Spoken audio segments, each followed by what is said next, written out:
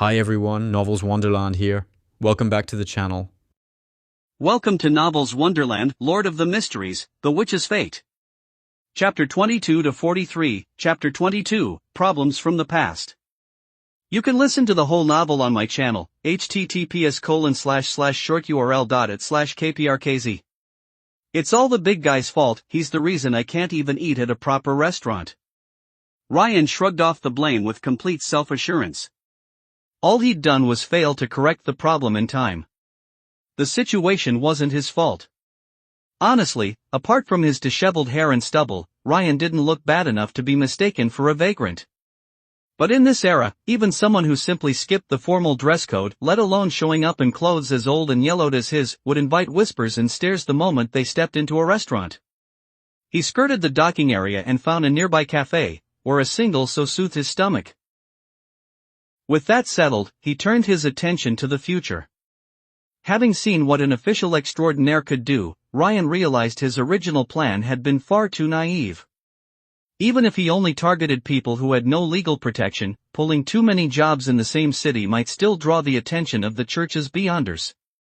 And once noticed, he thought of that Evernight goddess captain's abilities, and the layered meaning beneath the man's words when he made an arrest. Even if you know nothing, that doesn't mean you're useless.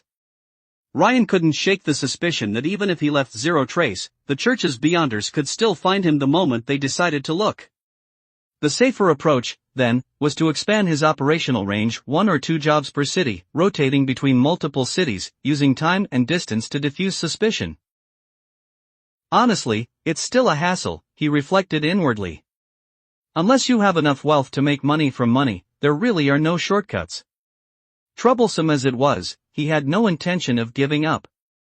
Not just because of the higher returns that came without honest labor, but also because he still wanted to advance.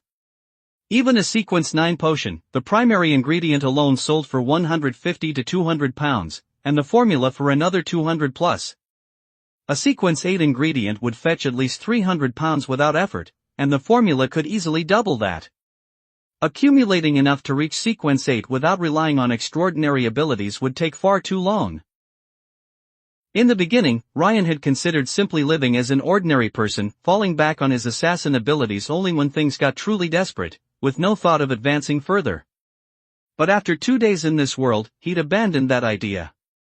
Even if he gave up on phones and video games, even if he stopped chasing the faint hope of returning to his original world, even if he simply decided to live out his days here, he couldn't be satisfied with the life of an ordinary person in this era. Not after having glimpsed a better future. And the problems of this era, which to him was already the past, were simply too numerous and too glaring to ignore. He couldn't change any of them, but he couldn't tune them out the way everyone else had learned to either. Within just 2 days, Ryan understood, his conflict with this era was irreconcilable. He could never fully adapt. He even felt, strangely, that he could almost understand the loneliness that only the most exceptional minds, those who had outgrown their era, were ever forced to feel. That particular loneliness of being beyond your time. The only thing in this world that still sparked genuine wonder in him was extraordinary power. If there had been no opportunity, so be it. But now that the big lug had already cracked open that door, how could he possibly resist stepping through? Even considering the worst-case scenario, now that he had already become an extraordinaire, he didn't think simply refusing to advance would foil whoever had arranged his transmigration. Perhaps that gambit might have had a sliver of hope for an ordinary person, but not for him. So there was no reason to be afraid. It was what it was. His mind made up, Ryan stopped deliberating and began searching the waterfront district, where dock workers and factory hands clustered, for a cheap clothing shop. He had no intention of buying what people of this era considered respectable formal attire. No need for it, no desire to deal with it. Even setting aside the fashionable walking cane, a gentleman's wardrobe in this era included a top hat, cravat, dress shirt, waistcoat, tailcoat, trousers, leather shoes, a pocket watch, and a leather billfold. For someone who, in summer, wore 2 items at most and in winter no more than 4 or 5, not counting underwear, someone who simply dressed for comfort and convenience, the very thought made both his body and soul recoil. On top of that, a proper set wasn't cheap, £10 was perfectly normal if you didn't want to settle. For a man with no steady income who just wanted clothes that would let him eat in a restaurant without causing a scene, that kind of spending was plainly unnecessary. Cheap would do fine. As for whatever people might think or say, he didn't care as long as it didn't stop him from enjoying a good meal. It's getting late though. I just hope everything hasn't already closed. With that thought, Ryan quickened his pace. Back in Morn, everything would certainly have shut by now. But Avignon was a larger, more bustling city, and convenience came with that. In the end, Ryan arrived just before the shopkeeper closed for the evening, and for £2.10, he purchased 2 reasonably decent cheap outfits, leather shoes, a billfold, a comb, and a razor. Rental agencies would certainly have closed for the day, so Ryan checked into a cheap inn for the night and cleaned himself up. At least I look like a young man now, he said to his reflection, affecting a world-weary tone. Even someone as indifferent to appearances as Ryan had to admit that the version of himself from an hour ago, hair unwashed, stubble intact, had looked convincingly like a man in his 30s, if you didn't look closely at his face. A far cry from the young man now looking back at him, hair still damp but black and neat, face clean-shaven, looking no older than 24 or 25. Ha! The big idiot was only about 24 too, actually. Just not a university student. The memory was a little hazy, but Ryan recalled that the big lug had been thrown out by his enraged father at around 20, bought the assassin formula roughly a year later, and then spent 3 more years gathering the ingredients before dying violently on the spot. So I'm basically a year older for nothing. Ryan felt cheated. He had graduated at 22, worked outside for just over a year, and then transmigrated into this world. Being male, he wasn't the sort to dwell on something like this. He pushed it out of his mind and decided to take a walk. He wanted to see how much the big lug remembered about this city, beyond that one extraordinaire gathering. And now that he had money, it was time to think about picking up a dagger or two, something compact and easy to carry. Guns were useful, but you couldn't fire one freely in the middle of a city, and pulling the trigger also meant you couldn't throw your whole body into a power strike. For an assassin, cold steel was a necessity. He could hardly use power strike with his bare fists. He hadn't gone far from the inn, however, when he sensed something was off. Someone was tailing him. At first, he wasn't too concerned. He'd specifically chosen this inn because it was near the slums, poor public safety, easy to move around in. It wasn't surprising that a stranger passing through had been marked. But when he tried to shake the tail, he found something more troubling. Even when he managed to lose the person momentarily, they always caught up again quickly. He, an assassin honed in the arts of tracking and evasion, could not shake this tail. Chapter 23, First Blood. 1,278 words. Could the one following me actually be an extraordinaire? Ryan couldn't help but wonder. Simply being unable to shake a tail could still be chalked up to unfamiliarity with the terrain, or to the pursuer's experience. But losing someone and having them catch back up again was another matter entirely. It was almost absurd even though, admittedly, he hadn't been taking it seriously at first, and after losing the tail hadn't immediately dissolved into the shadows to vanish completely. Still, he'd done the basics, extra turns, doubling back, the standard moves to stop someone from just guessing right. He hadn't skipped any of that. So when he heard the familiar footsteps reappear behind him a second time, Ryan went on full alert. Curious to test his suspicion, he began leading the pursuer on a deliberate loop, attempting to shake them a second time using skill alone. Roughly 10 minutes later, listening to the familiar footsteps that had now vanished and reappeared twice and had still found him again, Ryan was fairly certain of it, this was an extraordinaire. And a hostile one at that. Not just because of the following, but because he could clearly feel the person trying to herd him towards somewhere without witnesses. Then let's go. Ryan stopped circling. He broke into a run at a normal, human pace straight toward the docks. What does he want from me? I haven't exactly been flashing wealth. The clothes I bought are cheap knockoffs. Did he identify me through some special method? Or is he just preying on a stranger passing through? Either way, this probably means he doesn't know I'm an extraordinaire yet. Or maybe he's already above sequence 9? But whoever he was, he couldn't be too powerful, otherwise he wouldn't have sunk to stalking a random out-of-towner. Ryan kept his nerve and continued probing. The night was on his side. Dark favored an assassin. Aware of the threat and with a comfortable lead, even that Evernight goddess captain from Morn wouldn't necessarily catch him now. The man's ability probably had a range of around 100 meters, and for an assassin who was already agile and had featherfall available to burst forward, 100 meters was not a difficult gap to open. He listened to the footsteps behind him, unhurried at first, then suddenly accelerating, moving with superhuman speed from his left rear all the way to his left front. He almost laughed. Only just realized I'm going for the river to lose you? Looks like he's not much of a swimmer. The Taysok River was now in sight, but the pursuer had already moved to block his path. Ryan obligingly stopped at a distance where even an ordinary person could make him out in the hazy moonlight. The man was tall, but not as broad as Ryan. His worn jacket was studded with scraps of scrap metal, whether by personal taste or as some kind of mark. "Why are you following me?"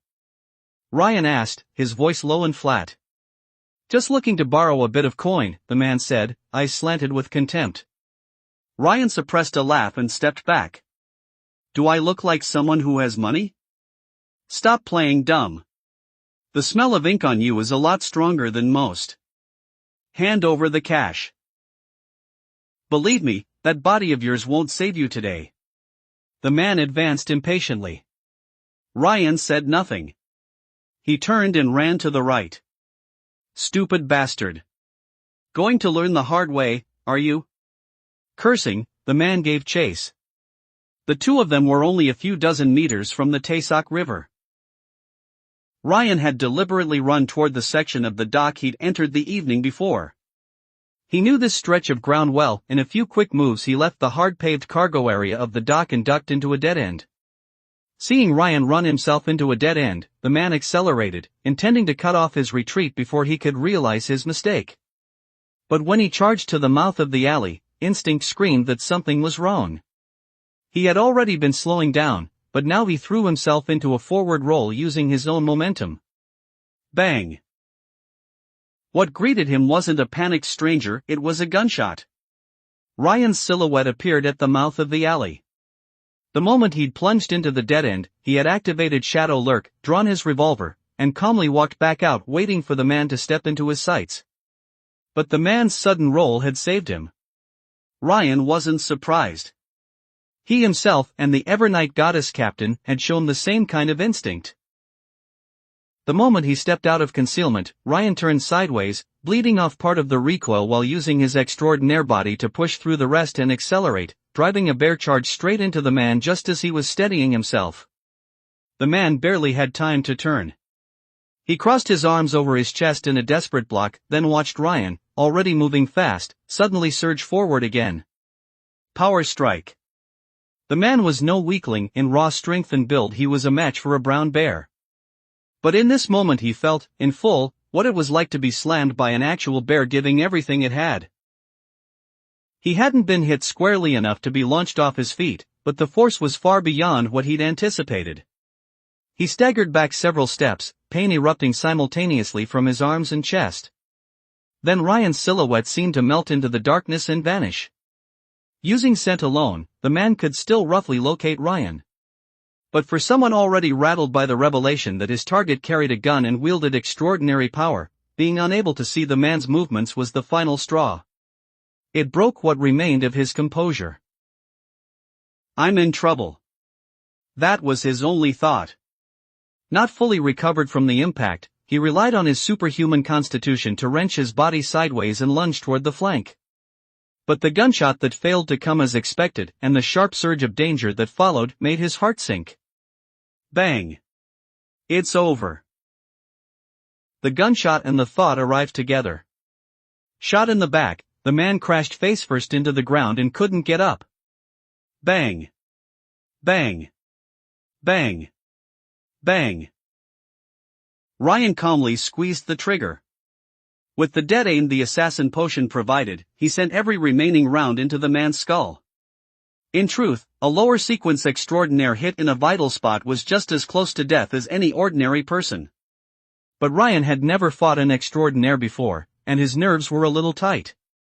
Worried the man might have some strange surviving ability or might not quite be dead, he fired the extra rounds. Sure enough, he said to himself, watching the man's breathing cease. An assassin is most dangerous when no one sees it coming. But just as he was about to check whether the gunshots had drawn any attention, something strange rippled through him from the inside. It was as though an unmistakable foreign presence had suddenly appeared inside him, or had always been there and had only now made itself felt. Then, as quickly as it had appeared, it began to dissolve, and a small portion of it merged with his body and mind. The sensation was brief, but it was real enough to leave a question mark firmly planted in his thoughts. What does that mean? Chapter 24, Easy to kill, hard to dispose of. 1,293 words. Faced with the strange sensation, Ryan's mind spun with guesses, but now wasn't the time. He set it aside and dealt with the more pressing matter first. In a few quick moves he climbed to high ground and used both his eyes and ears to check whether anyone had noticed the commotion. He was already at the edge of the docks, near the outskirts of the city, with nothing nearby but padlocked warehouses. Even vagrants rarely came this far. He'd been careful to note the absence of anyone on his way here, which was why he'd felt safe firing. But accidents happened. At the time, his attention had been largely on the man. A full sweep revealed nothing unusual. Without wasting time, Ryan climbed down and handled the aftermath. After collecting the spent casings and the bullet he'd fired into the ground, he approached the body. Somewhat to his surprise, the man hadn't bled as heavily as expected, especially from the back wound, which had already stopped. The 4 wounds on his skull showed faint signs of closing as well, though that hadn't been enough to prevent death. Perhaps it was the effect of the assassin potion, but even now, with the immediate danger gone and his mind no longer fixed on eliminating a threat, Ryan found he felt little unease or distress standing over a corpse. Is this right? The question flickered through his mind. He set it aside and turned to the problem of disposing of the body. The Taysok River was right there, but dumping it in directly was out of the question. Convenient as it would be, the location was too close to the scene, and the river was busy with sailors and workers during the day. Someone stumbling across a body underwater wasn't impossible. He pulled open the man's jacket, tore a large strip from his undershirt, and wrapped it tightly around the man's head, which was still seeping blood. He knotted it, then yanked the jacket up over the wrapped head from behind, rolled the body face up, stuffed the blood-soaked earth into the man's pockets, and patched over the stain in the ground with surrounding soil.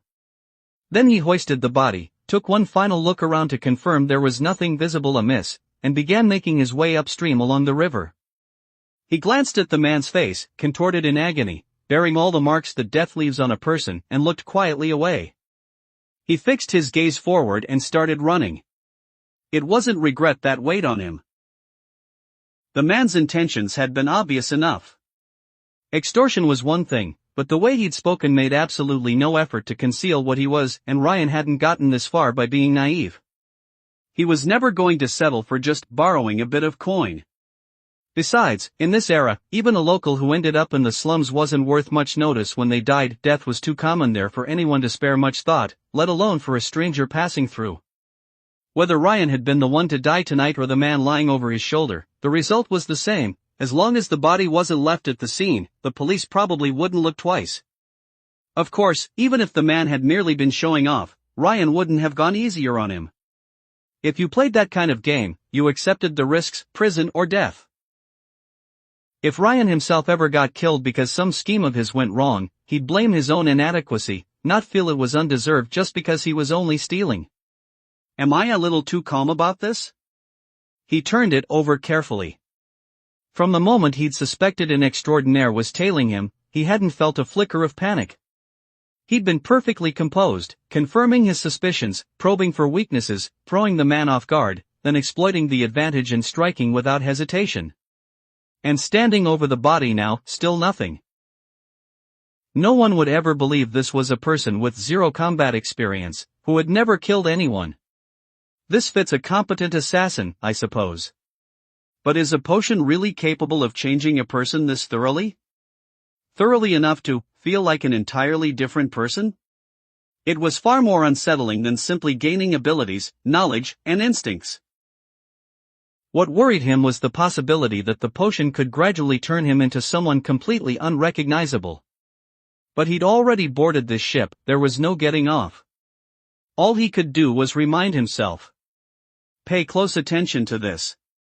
Keep asking yourself what kind of person you actually are. He looked back at the city over his shoulder. Not quite satisfied with the distance, Ryan decided to keep walking. Killing really is the easy part, he muttered, feeling the ache spreading through his arms. The saying had never felt so true. And in this world, he realized suddenly, disposing of a body might actually be harder. In a world where the dead could rise again, only the church could grant a body true rest. Putting the man through the proper church burial process was obviously not an option. But simply dumping him in the river was its own problem. Aside from everything else, terrifying innocent passers-by didn't sit right with him. What do I do? He genuinely had no idea how to perform any rite of pacification, the kind that would prevent a body from reanimating or becoming a water spirit. That was strictly the domain of the church's priests and ministers. What if instead of solving the problem, I just eliminate what's causing it? Following that line of thought, his first instinct was to dismember the body. That way, even if it tried to pull itself back together like some kind of mech, he'd like to see it manage. Except I don't even have a knife. Am I supposed to do it with my bare hands? That's too gruesome even for me.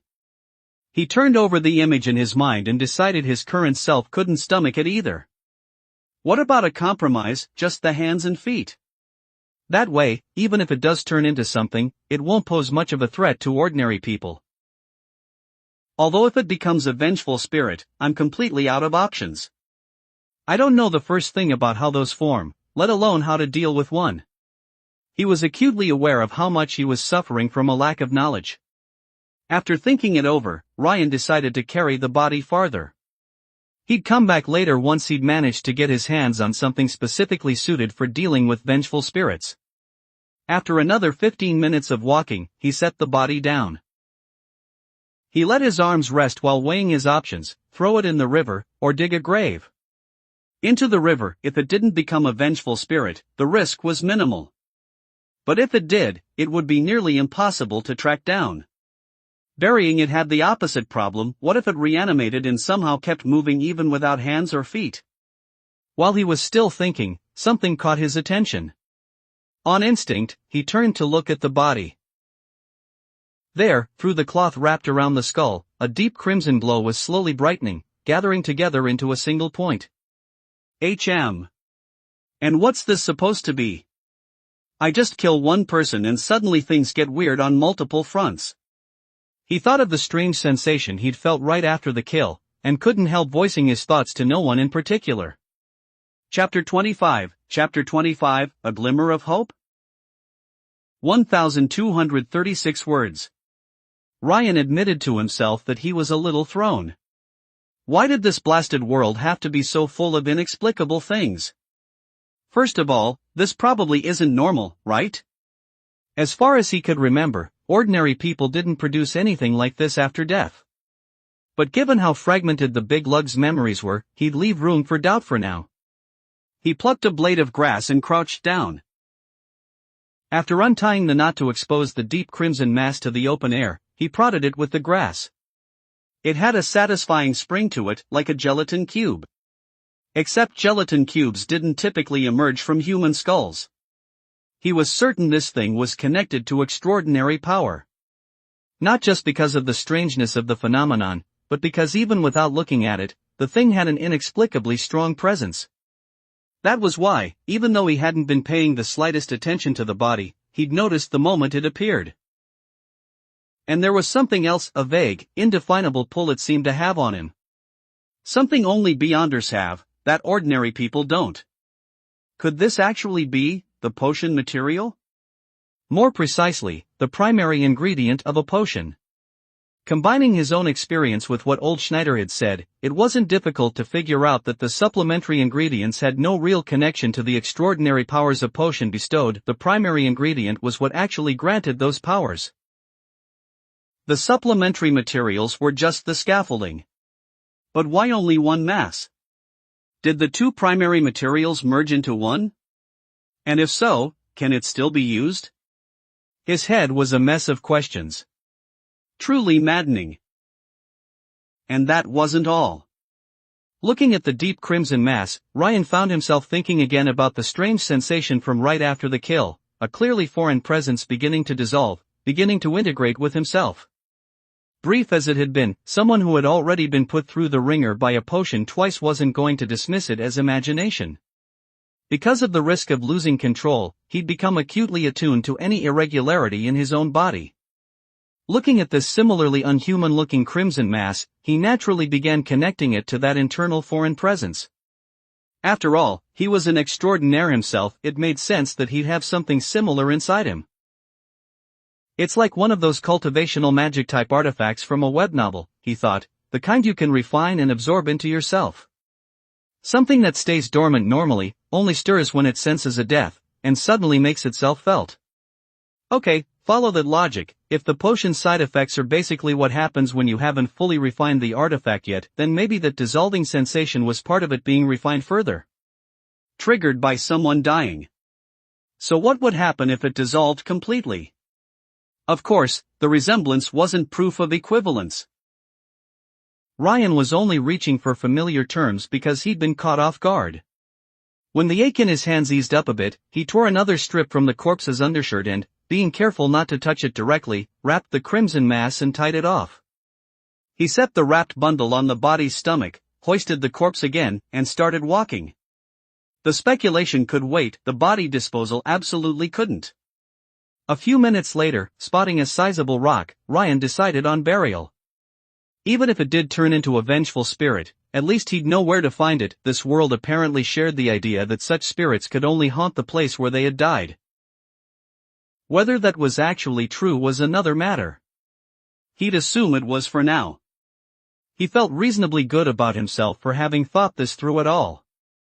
Anything more would be beyond his current knowledge, and he wasn't going to hold himself to impossible standards. As long as his conscience was clear. After snapping off a sturdy branch, Ryan spent what must have been an hour getting everything sorted. Broke as anything. No money, fine, but what kind of street criminal doesn't even carry a weapon? He'd gotten nothing from the body search, and he was genuinely irritated, so he snapped off the man's forearms and shins and tossed them in the river. Then he immediately second-guessed himself. Vengeful spirits probably don't form near scattered body parts, right? A little mortified, he realized he'd been so focused on separating the limbs that he'd forgotten to think about that. But the pieces were in the river now, and he wasn't about to fish them out. After a few seconds' thought, Ryan decided to forgive himself. He picked up the knotted strip of undershirt containing the crimson mass and headed back. He'd done plenty of thinking while digging. Whether the deep crimson thing was useful at all remained uncertain. Besides trying to dig up more information somehow, there was nothing to be gained from speculating on his own. What felt more worth examining was the strange internal sensation itself. The question nagging at him most was whether it might be the key to avoiding the potion's influence, the thing that every extraordinaire at a certain level apparently knew about, the method for preventing mental contamination. Revisiting the sensation carefully, Ryan was inclined to believe it wasn't harmful. There'd been no negative feeling at the time. If anything, he'd felt very slightly lighter afterward. And if this was something triggered by killing, the church wouldn't need to work hard at maintaining any kind of order. They could simply sit back and watch Beyonders and commoners getting along wonderfully on their own. Although that sensation probably isn't purely a result of killing. If killing someone alone were enough to trigger it, loss of control wouldn't be the second most common cause of death among Beyonders. Is my reasoning too optimistic? Or does it work this way specifically because the potion I drank is called Assassin, and killing triggers it for that reason? Either way, Ryan decided he needed to try reproducing the sensation. Without more data points, any further speculation was groundless. He wasn't particularly worried that this would cause some irreversible harm to the potion's latent dangers. After all, an assassin that couldn't kill would be a rather absurd joke. And verification was straightforward enough. Even in his own stable, peaceful era, people were sentenced to death. In the one he now inhabited, the options were even more plentiful. He also didn't particularly mind killing for the sake of testing a theory. Because he'd long ago concluded that killing and unforgivable acts weren't the same thing. The soldier who pulls a trigger in war. The officer who carries out a lawful execution. The armed police officer who puts down a violent criminal. The mother who demands a life and answer for her child's death. None of them were committing unforgivable acts. What made a murderer unforgivable was never the act of killing itself, it was the motive that no reasonable person could accept. So Ryan had absolutely no reservations about eliminating a few people who posed a genuine threat to peace and stability, while also taking the opportunity to test his theory.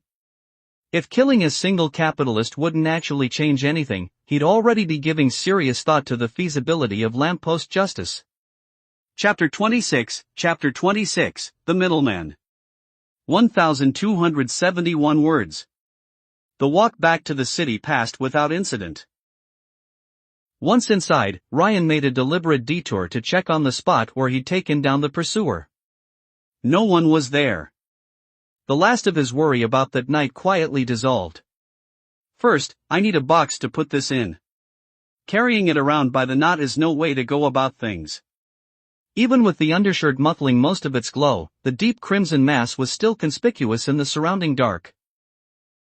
His own shadow lurk wasn't affected by it, but him turning invisible didn't stop it from glowing on its own. Using his jacket to conceal his right hand in the crimson gelatin cube, Ryan looked around.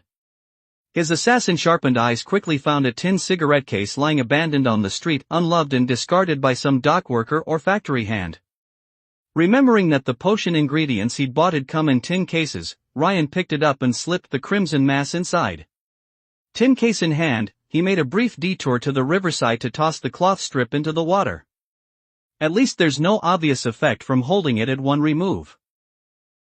Still, keep watch.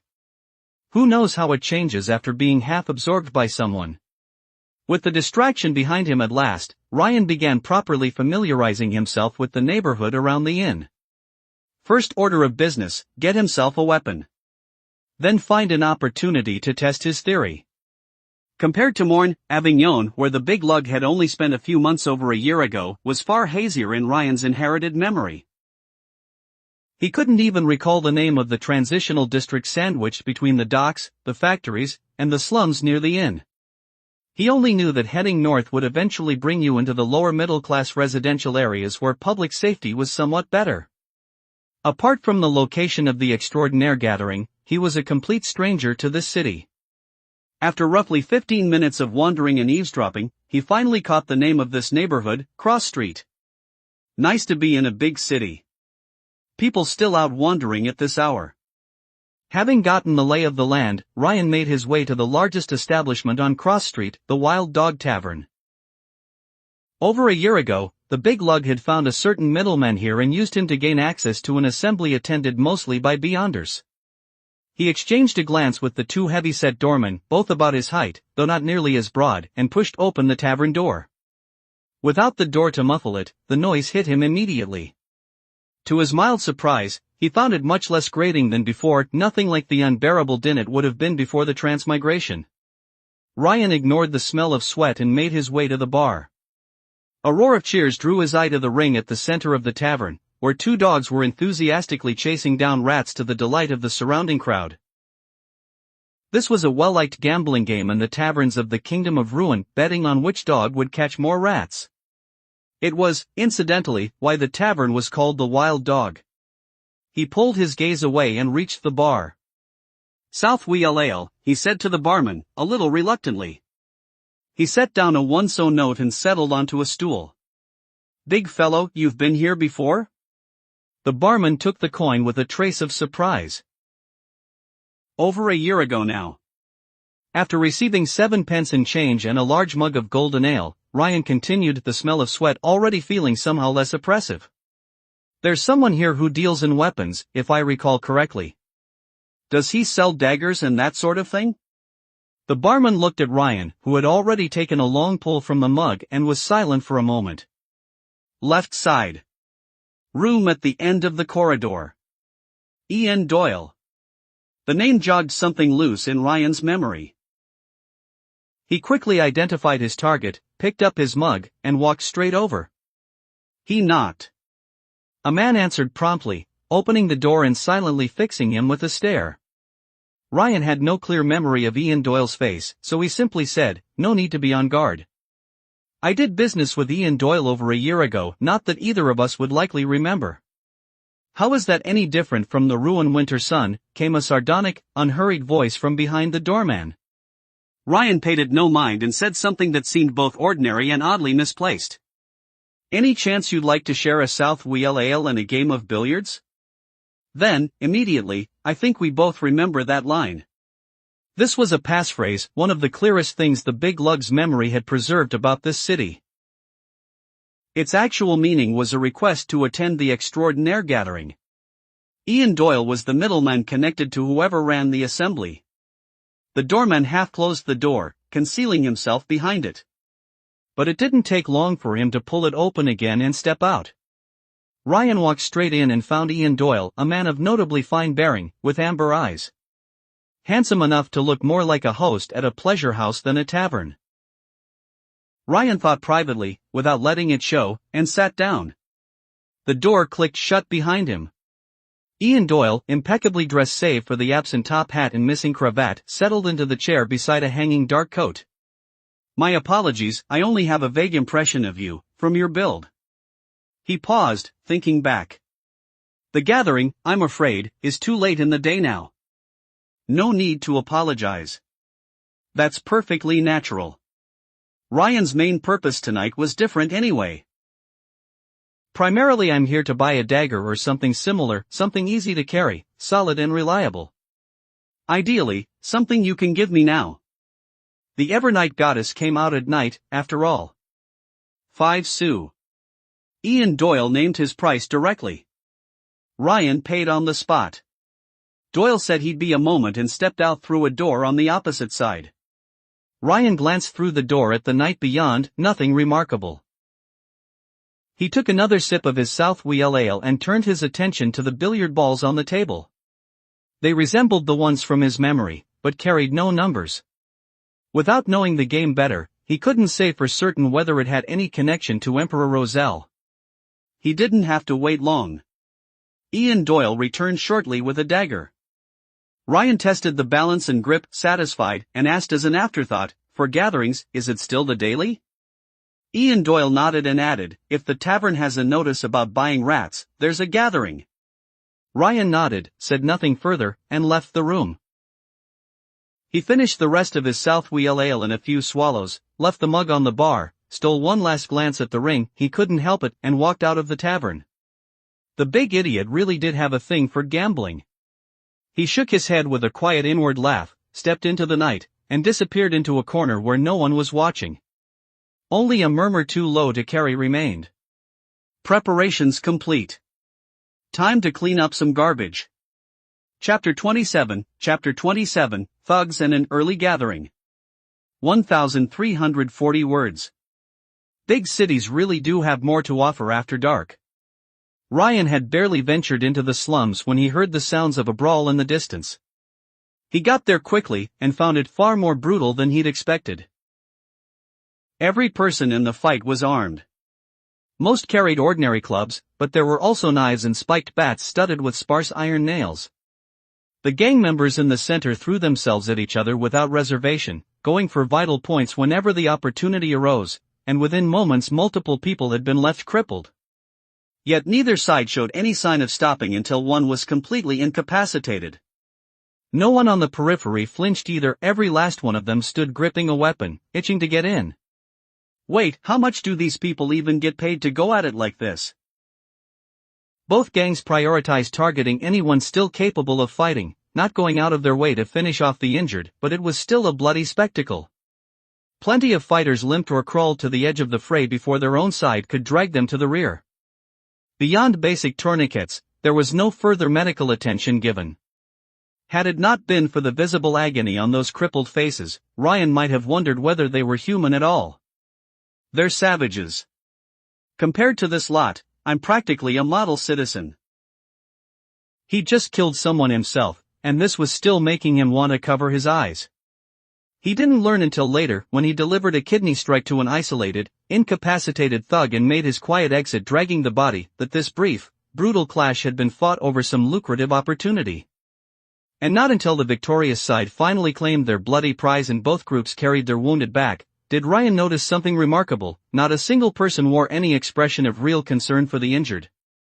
They all spoke of the treatment ahead with complete confidence. Are they deluded? Or is this treatment genuinely extraordinary in nature? Not wanting to rule out the latter, Ryan carefully memorized as many of the crippled faces as he could. After pinpointing the locations of both gangs from a safe distance, he withdrew. If those cripples are walking around in skates tomorrow, this goes straight to the church, not the police. Decision made, he finally turned his mind back to his original purpose. The good news, the sensation had returned. When he'd landed that kidney strike, he'd been paying close attention, and yes, there it was again. The same sensation as before. Lighter this time, though, the foreign presence had merely shuddered slightly, nothing like the dissolving feeling from when he'd killed the extraordinaire who'd been tailing him. And the sensation had come at the moment of the strike itself, not at the moment of the man's death. So it's the act of assassination that matters? And the difference in intensity, because one was merely incapacitated while the other was an extraordinaire? He mulled it over on the walk back. Right, the man I kidney punched also didn't produce anything like that crimson gelatin. That thing is definitely tied to Beyonders. He shook the cigarette case, popped it open to confirm the crimson mass showed no unusual changes, and kept walking. He had to think carefully about how to safely report what he'd seen to the authorities, so Ryan skipped any further late-night activity and took his various preoccupations to bed, drifting into sleep. The second morning in Avignon, Ryan confirmed the gelatin was still unchanged, spent a penny to learn that a gathering was being held that day, and decided to treat himself to more expensive white bread for breakfast.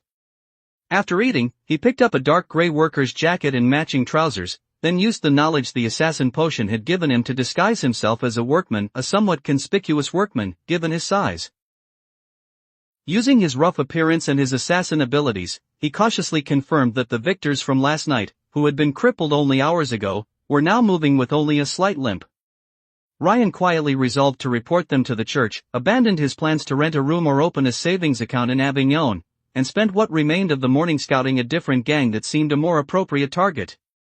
At noon, having changed back into his regular clothes, he sat down in a restaurant and, in a completely unhurried manner, worked his way through 3 servings of pepper sauce steak, 3 sausages with mashed potatoes, a small glass of red wine, 5 beef puddings, and 1 strawberry ice cream.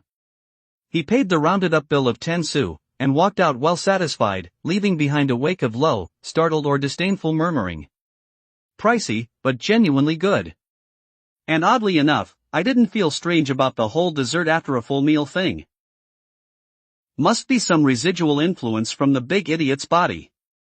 He made his way to the Wild Dog on Cross Street and this time ordered a 2-penny Inmart ale.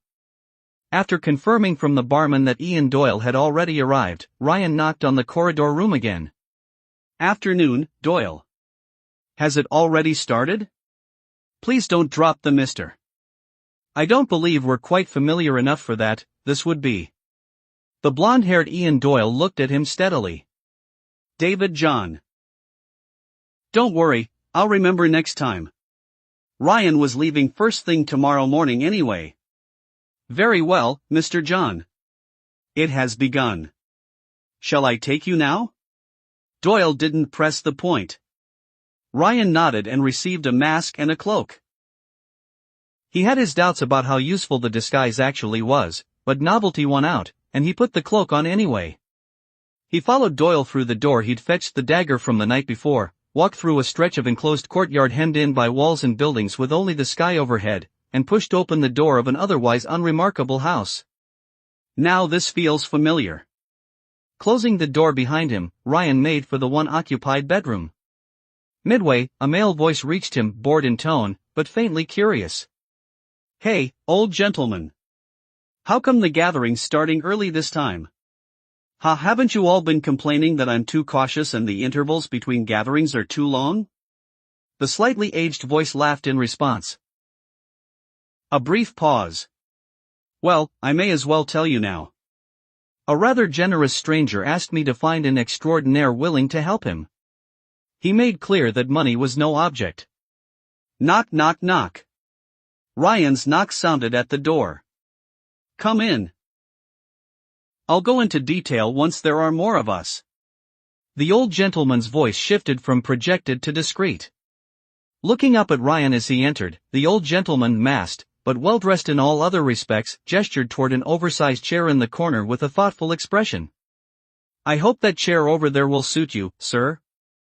The man who had spoken earlier, who looked to be just barely over 170 centimeters, suddenly understood. So that's why there's such a big chair today. My thanks. Ryan dropped into it. And what should we call you, new friend? A code name will do, the old gentleman asked from his seat by the fireplace, with an air of easy warmth. Just Big Guy is fine. Ryan said without much thought. Ha! Very descriptive. Beer.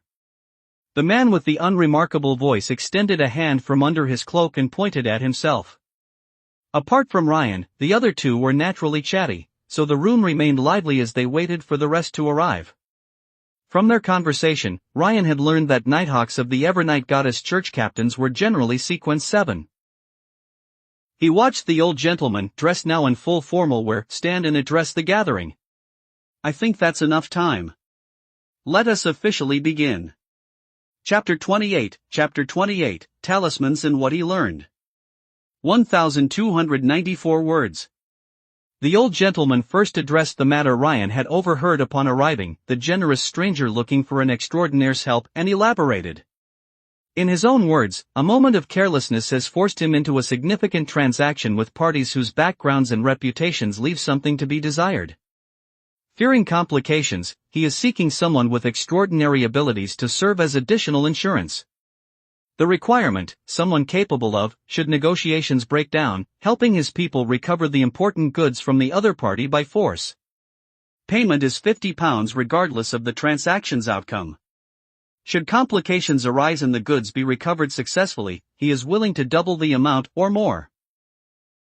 For additional details, you can find a man named Finley York at the back of the clock tower in the city center at noon every day this week. He will be in black formal wear, carrying a gold pocket watch. I should note, however, that I have no personal knowledge of this individual. Whether what he says is true is entirely a matter of your own judgment. The words had every one of the 7 people in the room sitting a little straighter. A guaranteed £50 job was a serious temptation for most, who were only at sequence 9. I've told you everything I know. Now, let's begin the transactions in the usual order. The old gentleman smiled and took his seat. Ryan didn't give the £50 job much thought.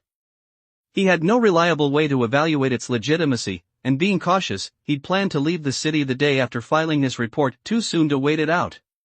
He watched the participants begin from the fireplace side, working left to right, some offering goods, some stating needs.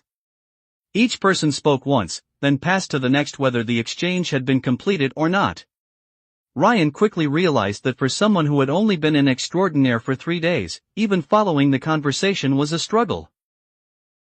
Many things existed in the big lug's memory only as names, with little context behind them, and what context there was might not even be reliable. I have some Sundomain talismans of my own making for sale. The soft-spoken man held up a handful of thin gold discs, roughly the size of an infant's palm. The unfamiliar script, symbols, and markings etched on the surface caught Ryan's attention. Even at this distance, there was something about them, a faint warmth, as though sunlight were touching his skin. Sun was the domain of the eternal blazing sun, the deity worshipped in the kingdom of Ventus. Because the eternal blazing sun's church and the storm church of the kingdom of ruin were in profound conflict, beyonders of this type were exceptionally rare here. If this man were discovered by a punisher, his fate would be far grimmer than most unsanctioned beyonders. How do these talismans work? Ryan asked. First, pronounce the activation word sun in ancient Hermes, and channel your spiritual power into it. Within 3 seconds, throw it toward wherever you want it to take effect. If you've been possessed by a vengeful spirit, you can also simply hold it. These talismans cause no harm to the living. The man blinked at the question. He hadn't expected something quite so basic, but gave a thorough explanation. What does channeling spiritual power mean? Ryan followed with an even more fundamental question. Spiritual power can be channeled manually? Doesn't it just get consumed automatically when you use an ability? The confusion was plain in his voice, even with his face hidden behind the mask. A few people couldn't help but laugh. If you don't know how to meditate, then after you speak the activation word, you'll sense your spiritual power the same way you do when using an ability. The difference is that a talisman won't draw from your spiritual power automatically the way your abilities do. You have to direct it yourself and feed it into the talisman deliberately. Noticing Ryan was a genuine novice, the man explained again and helpfully added, the ancient Hermes pronunciation for sun sounds like this. He demonstrated, and Ryan repeated it back, haltingly. Each talisman is 2 pounds. They remain viable for 1 month. After that, the spiritual power dissipates and they become inert. He glanced at Ryan again, the implication clear. Somewhat surprised that something this expensive also had an expiration date, Ryan nonetheless bought one.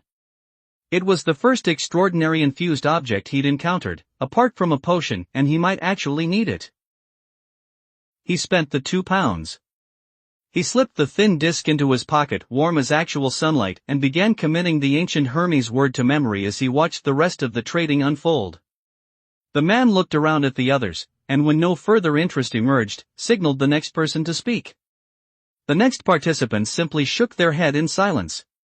The person beside the talisman seller spoke up instead. I'm looking for an extraordinary weapon. Anyone with leads? Starting at 10 pounds. The man's voice was low and graveled. It sounded oddly familiar. After a moment's thought, Ryan realized it resembled the voice of the person who had sold the big lug his primary potion ingredient. The memory was fragmented and old enough that he couldn't be certain. Maybe I could ask around about the next formula in the assassin line. That had been part of his reason for attending in the first place. He just hadn't expected much from it. The room fell quiet for a moment, as his need and the next woman extraordinaire's request both went unanswered. Then it was Ryan's turn. He produced the cigarette tin he'd been turning over and over like a worry stone, displayed the deep crimson gelatin inside, and addressed the room. I came across this on a corpse by chance. I can tell it's unusual. Does anyone here know what it is? To his slight disappointment, even the old gentleman only shook his head. I know only that this appears when an extraordinaire dies. Beyond that, I can't say. Then how should I handle it?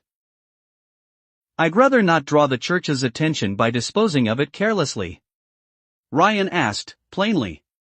Just throw it far away, big guy. Beer said offhandedly. Far enough to keep the church from tracing it back to me? Most likely. The farther you throw it, the longer it takes the church to find it, and the less likely they are to connect it to you. Beer expanded. Seeing no objections from anyone else, Ryan pressed on. So if I've attracted the church's attention, moving to a distant city is enough to be safe? Provided what you did isn't too serious. But they'll certainly telegraph whatever information they have about you to other cities, the old gentleman said. Ryan nodded to show he understood, then shifted direction. I need the follow-up formula for the assassin potion. Anyone have leads? In the silence that followed, just as Ryan was about to give up, the man with the graveled, low voice spoke. I know a lead that probably won't be much use, but I'll share it for free. A few years back I ran into an extraordinaire whose abilities bore a resemblance to an assassin's, but she was clearly above sequence 9. You could try heading up the Taysock River and seeing what you find. She left Avignon in that direction. The more Ryan heard, the more it rang a bell. Didn't you say something almost exactly like this when the big lug bought materials from you a year ago? Chapter 29, report filed, time to run. 1,246 words. Thank you for sharing that.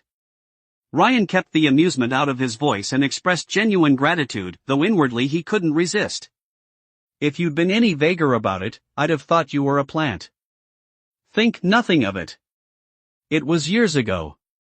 The man replied in his raspy voice. Ryan nodded and turned to the old gentleman. I have nothing more to ask. This wasn't a classroom, after all. A casual question was one thing, pushing deeper would mean paying for the privilege.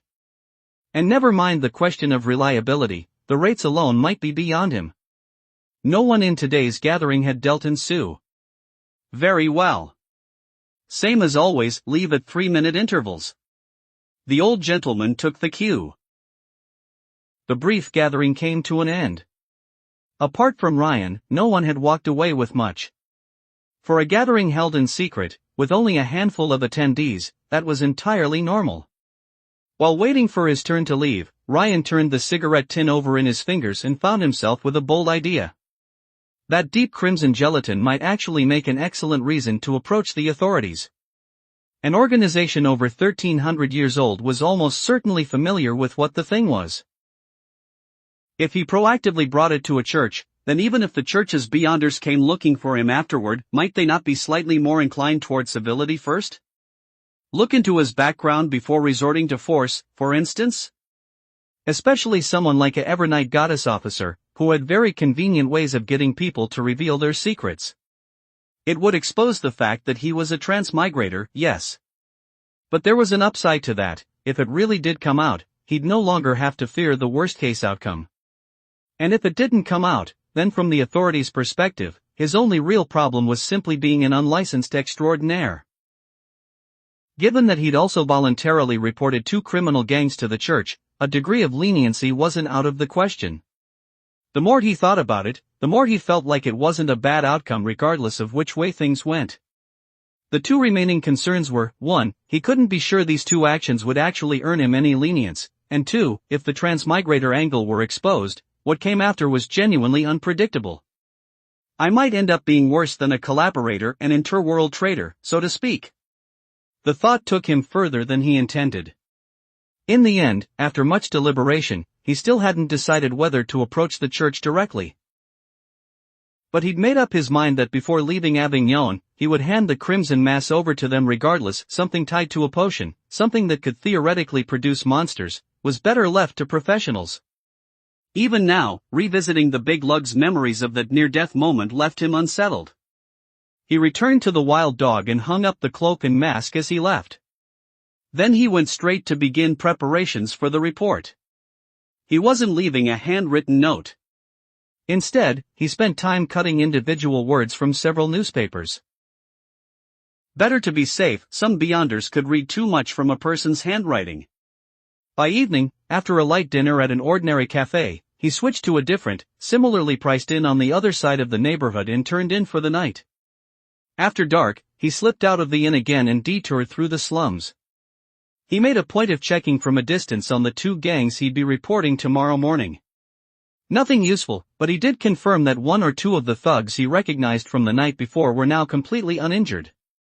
Then he went to the ordinary gang he'd scouted earlier. The security here was significantly stronger than that ragtag operation in Morn. At least they could afford oil lanterns and candles, which meant they'd notice him coming long before he was on top of them. But that was all. Ryan still slipped into the gang's compound without anyone noticing. The gang was smaller than the brutal brawl the night before had suggested, but the greater opportunities available in a larger, more prosperous city had let them grow. They even had a safe. Too bad an assassin wasn't specialized in theft, and Ryan hadn't had time to study the setup properly. After an attempt, he chose not to be greedy. In the end he took only what was easy £84 from a few of the better appointed rooms and left. What Ryan hadn't expected was the sensation he felt as he slipped out of the compound, clean and undetected. In that moment of easy relief, it came again roughly the same as when he'd kidney-struck the thug, the foreign presence giving a faint shudder. I didn't kill anyone. He had briefly considered it, but the gang's leader was alert, and pulling off a clean kill without alerting the others wasn't feasible in the short time he'd spent inside. Ryan had shelved the idea. He retraced his actions mentally. Apart from basic caution, he'd really only made 2 decisions the entire night. First, when he had no good way to crack the safe, he'd chosen not to push his luck. Second, not knowing the layout well enough, he hadn't tried to assassinate the gang leader just because he was an extraordinaire and could. So the key is thinking and acting like a true assassin? The potion's name isn't just a description of the abilities you receive, it's a kind of instruction? What exactly the instruction was pointing toward, Ryan still couldn't say for certain. But he found himself increasingly curious about what would happen when the internal presence finally dissolved completely, because if anything, this made it even less likely to be something harmful. Early the next morning, after breakfast, Ryan handed both the cigarette tin and the report to a church priest and immediately left Avignon. He took another ride upstream along the Taysock River and stopped at the second city he came to, around midday. He had no real hope of finding the woman the raspy-voiced man had mentioned, whoever she was, an extraordinaire with a possible higher-tier assassin formula. But the few cities between Morne and Avignon were places the big lug had passed through within the last year. Compared to somewhere entirely unfamiliar, they offered a slight foothold, and Ryan was content to work on building some goodwill with the Evernight goddess officers there. Out of concern for the futility of the effort, he didn't bother trying to court the Storm Church's punishers. In the city of Burkhoff, he rented a single room at 2 sous per week, with a 6 sous deposit. The room was tiny, sleeping, eating, and everything else happened in the same space, with only shared washrooms in the hall, but the rent reflected it. Not exactly a warm or pleasant home, but for somewhere that would mainly serve as a place to sleep and store the few cheap clothes he'd bought, Ryan decided he could manage. He opened an anonymous account at a bank, deposited £150, and kept 30 in cash for emergencies. "I've already relocated to another city," he reminded himself. "Still, lie low for now. Scout, don't strike." Chapter 30, 3 weeks later. 1,400 words. Time passes quickly when life is calm. That was how it was for Ryan in Burkhoff. In 3 weeks, without encountering a single extraordinaire or anything resembling an extraordinaire organization, he spent 2 hours every evening and all day Sunday volunteering at a free school and a Sunday school run by the church, helping the children learn to read. His days were, by any measure, tranquil, though the pitifully small amount of time those children had for learning sat uneasily with him. Any other free hours he spent scouting Burkhoff and nearby cities. Every 2 to 3 days he eliminated another piece of human garbage, 7 in all over 3 weeks. The assassin's heightened senses and superhuman speed had shown him something genuinely disturbing, even in a country that appeared stable and peaceful. Rape, trafficking, and the trade of addictive substances were far more common than he'd expected. So in 3 weeks of outwardly unremarkable days, the internal presence that reacted whenever he behaved like a true assassin had continued to dissolve. He estimated that compared to the beginning, it was now about half its original size. Those 3 weeks had also largely confirmed what he'd suspected. Thinking and acting like a genuine assassin was the method, the way to prevent the potion from warping him and avoid losing control. Because in those 3 weeks, Ryan had not felt the potion's influence a single time. Not once had he heard that mysterious whispering in his ear. It was now the evening of the 15th of November, year 1352 of the Iron Age, a Saturday, just past 10 o'clock. After walking the children back to their homes and leaving a candle apiece for the few who still wanted to study but had no light, Ryan returned to the school, which only had students in the evenings, and found Sister Diana. She was white-haired and elderly, but her devotion to the goddess of the night remained unwavering. "Good evening, Sister Diana." "Child, so late in the evening, have you come to say goodbye?" the gentle-eyed nun asked warmly. She had grown genuinely fond of this young man who had been a little clumsy at first, but patient and receptive. "Yes. As I told you at the beginning, I'm afraid the time has come." "I'm sorry." He pressed a hand to his chest and bowed. "No need to apologize, child. Even 3 weeks are precious to those children. And to have met a patient and kind young man like you has been a great comfort to me. I'm glad to hear you say so, though I should confess, I'm not like this with everyone." "That is not a flaw, child. I am also glad you have found your direction and are no longer standing still." "I wouldn't say I've found a direction. I've only understood that standing still won't mean anything. On another note, sister, this is what I'd like to offer as a final gift to the children." Ryan took out everything on him except the £150 in the bank. In 3 weeks he had eaten sparingly, and his total expenses, including the candles and other things he'd bought for the children, had amounted to less than £2. Added to what he'd taken from those 7 individuals, it came to just over £30. I thank you on the children's behalf, young man. But please, don't let this affect your own future. The old nun tried, gently, to refuse. On that you needn't worry about me at all, Ryan said without hesitation. Sister Diana thought back over his behavior in the weeks she'd known him and, in the end, accepted the money. She sent him off with a blessing. Mr. David John, your kindness will be watched over by the divine. Because Ryan had mentioned straightforwardly that he had no faith, this generous-spirited woman left the specific deity unnamed. What I'm actually hoping, he thought privately, is that if I ever get hauled in by a Evernight goddess officer, you'll put in a good word for me, sister. But what he said was, I think that if I ever come to understand the mercy of the goddess, it will be because of your example, honored sister. He bowed once more to this woman who had not missed a single day at the school in over 20 years, then turned and left.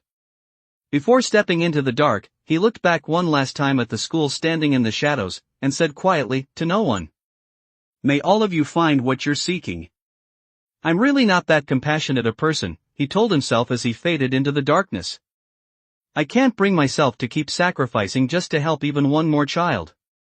He knew exactly what was true and what wasn't.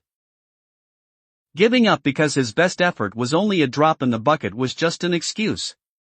His sympathy for those children was real, but so was his inability to put them ahead of himself. If there hadn't been some possibility that this might one day earn him lighter treatment if he got arrested, he might not have started volunteering at all. Oh well. For all I know, I'll end up worse off than they are someday. I'm already gone, time to think about myself. He shook his head, cleared his mind, and fixed his attention on what came next. After lying low for over half a month, Ryan was ready to move. Rather than simply targeting someone for money, he had spent nearly 2 weeks getting to know his actual target, a gang called the Black Ravens. Tonight, he would attempt to assassinate all the gang's leaders without being detected, and take whatever valuables he could easily carry. He made his way to the Black Ravens base, which was now more familiar to him than his own rented room, the largest, most prosperous criminal organization in Burkoff's slums. Unlike the careful, methodical approach of his last 2 operations, tonight Ryan was bold, almost playful, like a gamer in a stealth title. For an assassin in the dark, the difference between detection and invisibility was simple: no light meant no detection. The only thing distinguishing this from a game was the possibility of something going unexpectedly wrong. He had only just claimed the 3rd of his 5 targets, following his planned route, when shouting erupted outside, the sound of someone raising the alarm, and a commotion spreading. Of all the, I closed it behind me. Who goes for money at this hour? He hadn't expected to be noticed before he'd even reached the more dangerous inner compound. 3 leaders were already dead, but he'd only taken £300 so far. He slipped outside and waited. While everyone was still focused on the commotion before anyone realized 3 of their leaders were dead, Ryan threw a knife, taken from the compound, using Power Strike. It buried itself in the skull of the 4th target, who had just been roused from sleep and was directing his men to seal the exits.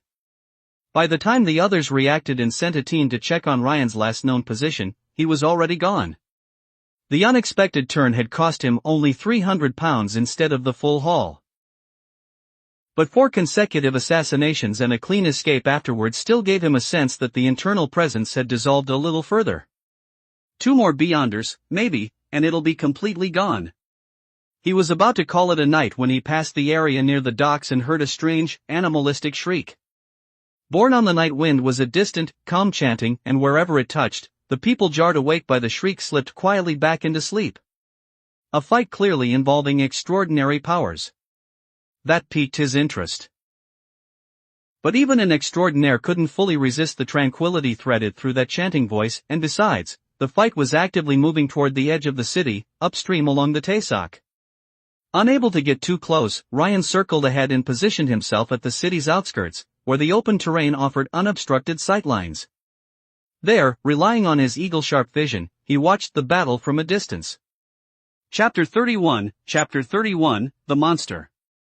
1,244 words. What in the world is that thing?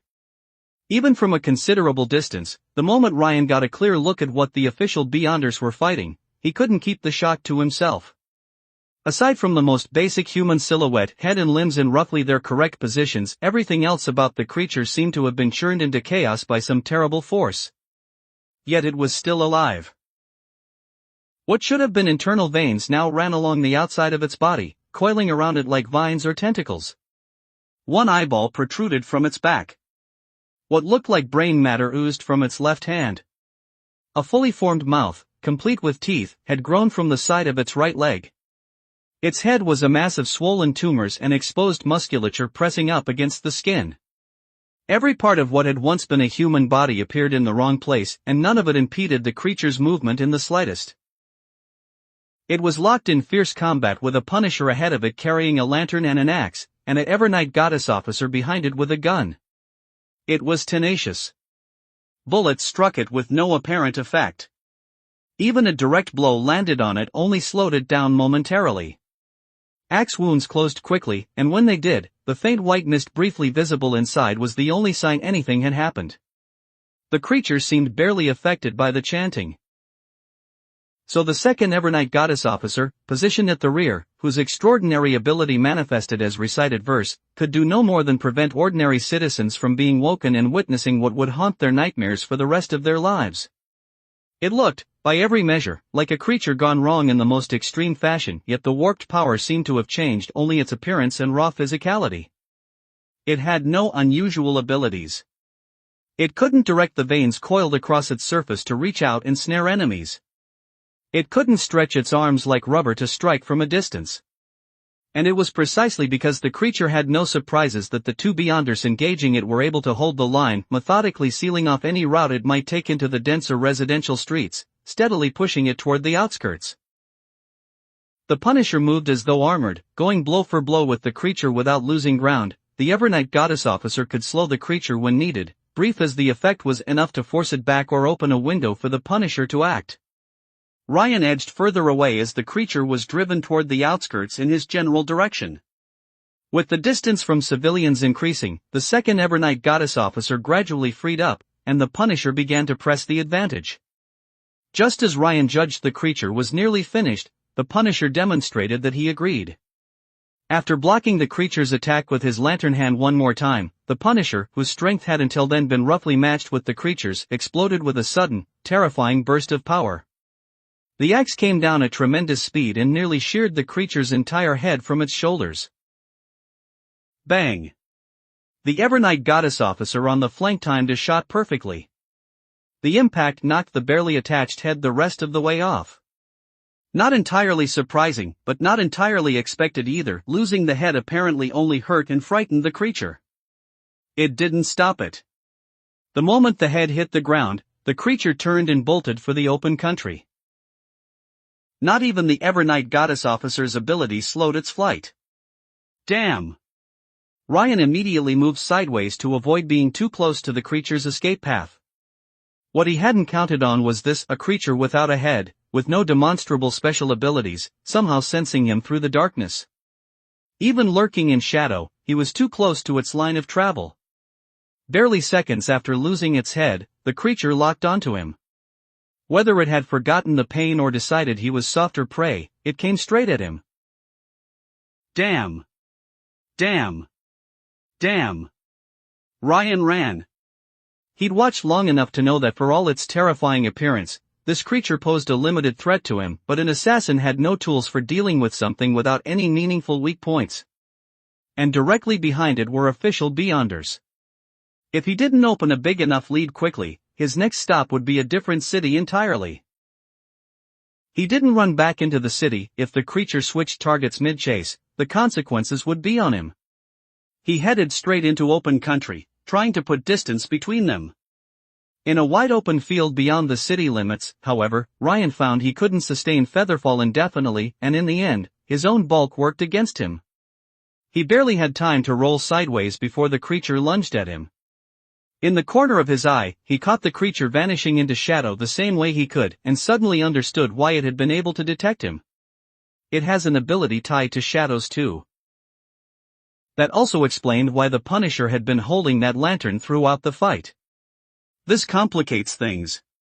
On the bright side, at least I don't have to worry about the officials tracking me anymore.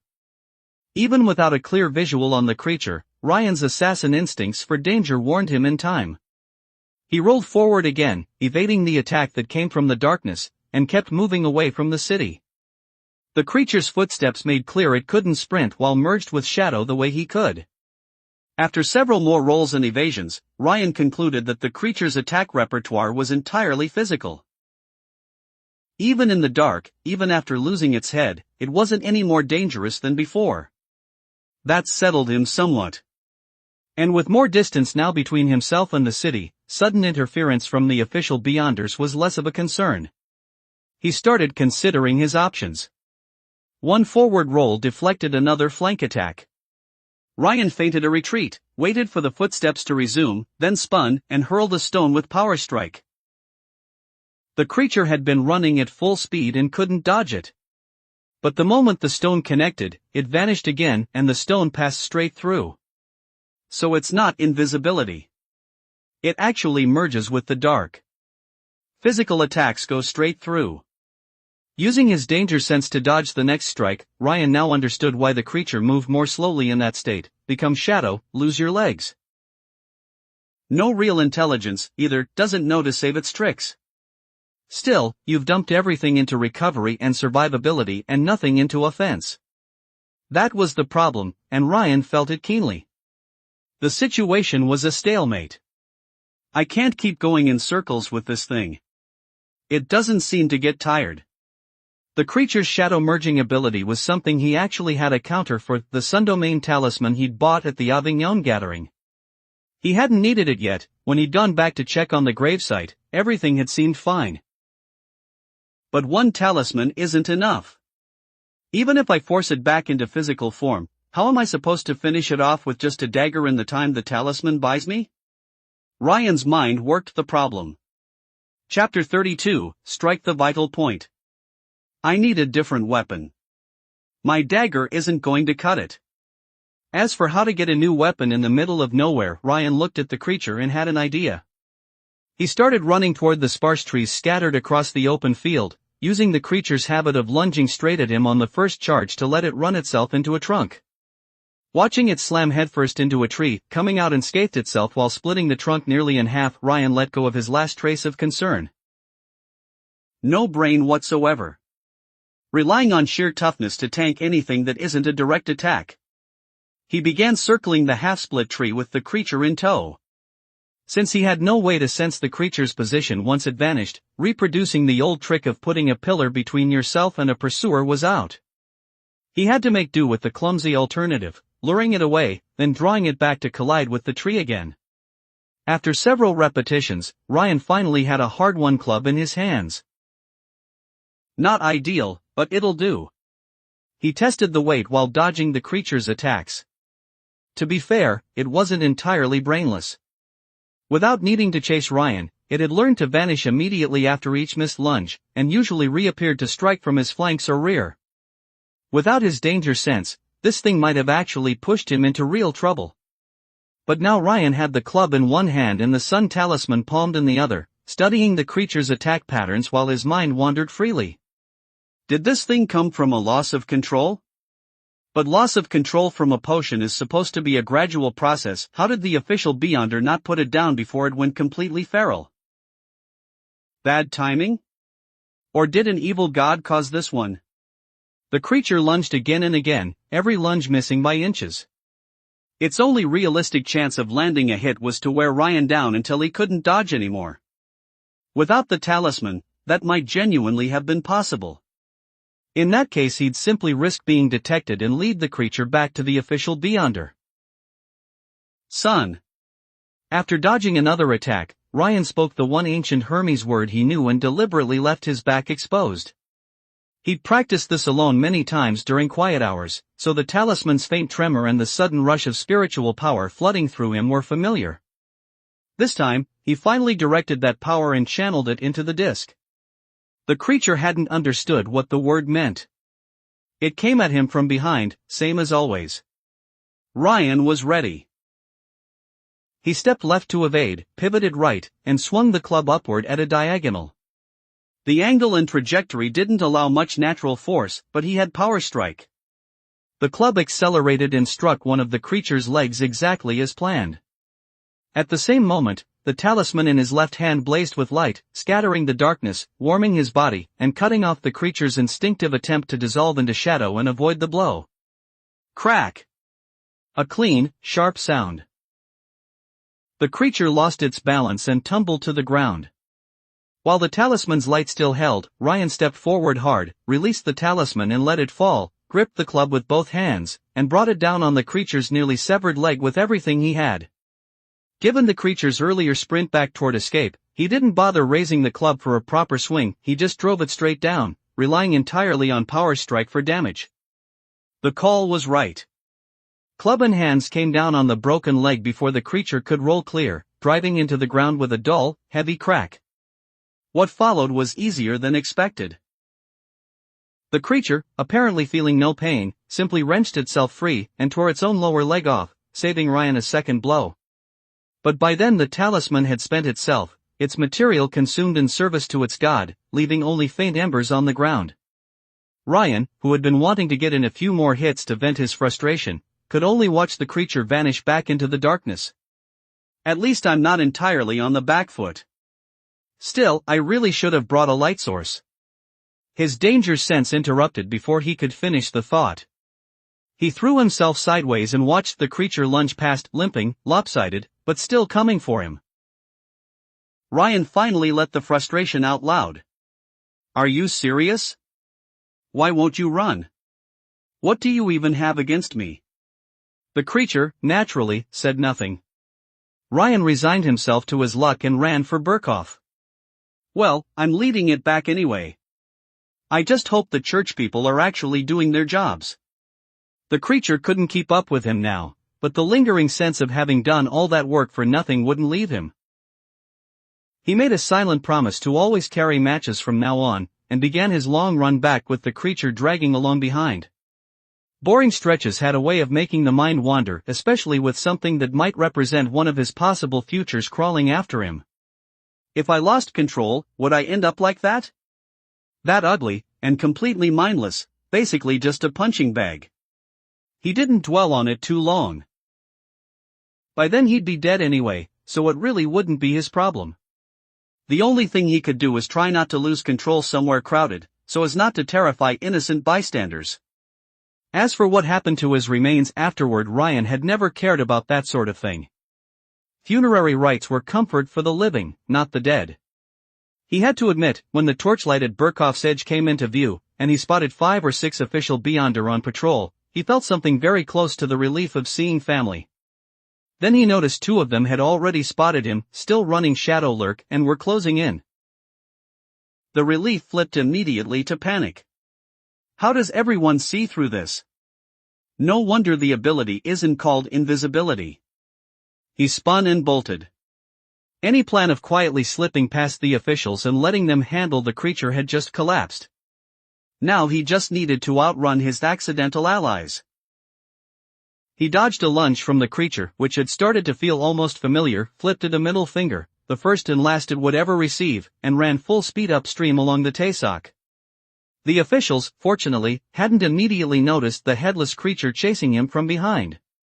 Only 2 gave pursuit at first, and they couldn't abandon a shadow-merging creature to chase someone who had already gotten much farther away. By the time they signaled the others and finished off the creature, Ryan was long gone. What happened here? Is the rogue already dead? The 4 who arrived on the signal stared at the remains with mild surprise. We just finished it off, but one of its legs was already broken before we got to it. Must have been that extraordinaire we spotted through spiritual vision earlier. Someone considered the sequence of events and almost laughed. He was trying to lead it back to the city to deal with it using the light, and then we startled him into running back out? Almost certainly. Otherwise he would have just gone straight into the city from the start. He compensated for my mistake. He may have saved quite a few people. The Nighthawk's officer who had originally engaged the creature spoke up. Did anyone get a clear look at him? No, Captain. He also has an ability to conceal his form. Through spiritual vision we could only make out that he was very large. Chapter 33, Aftermath.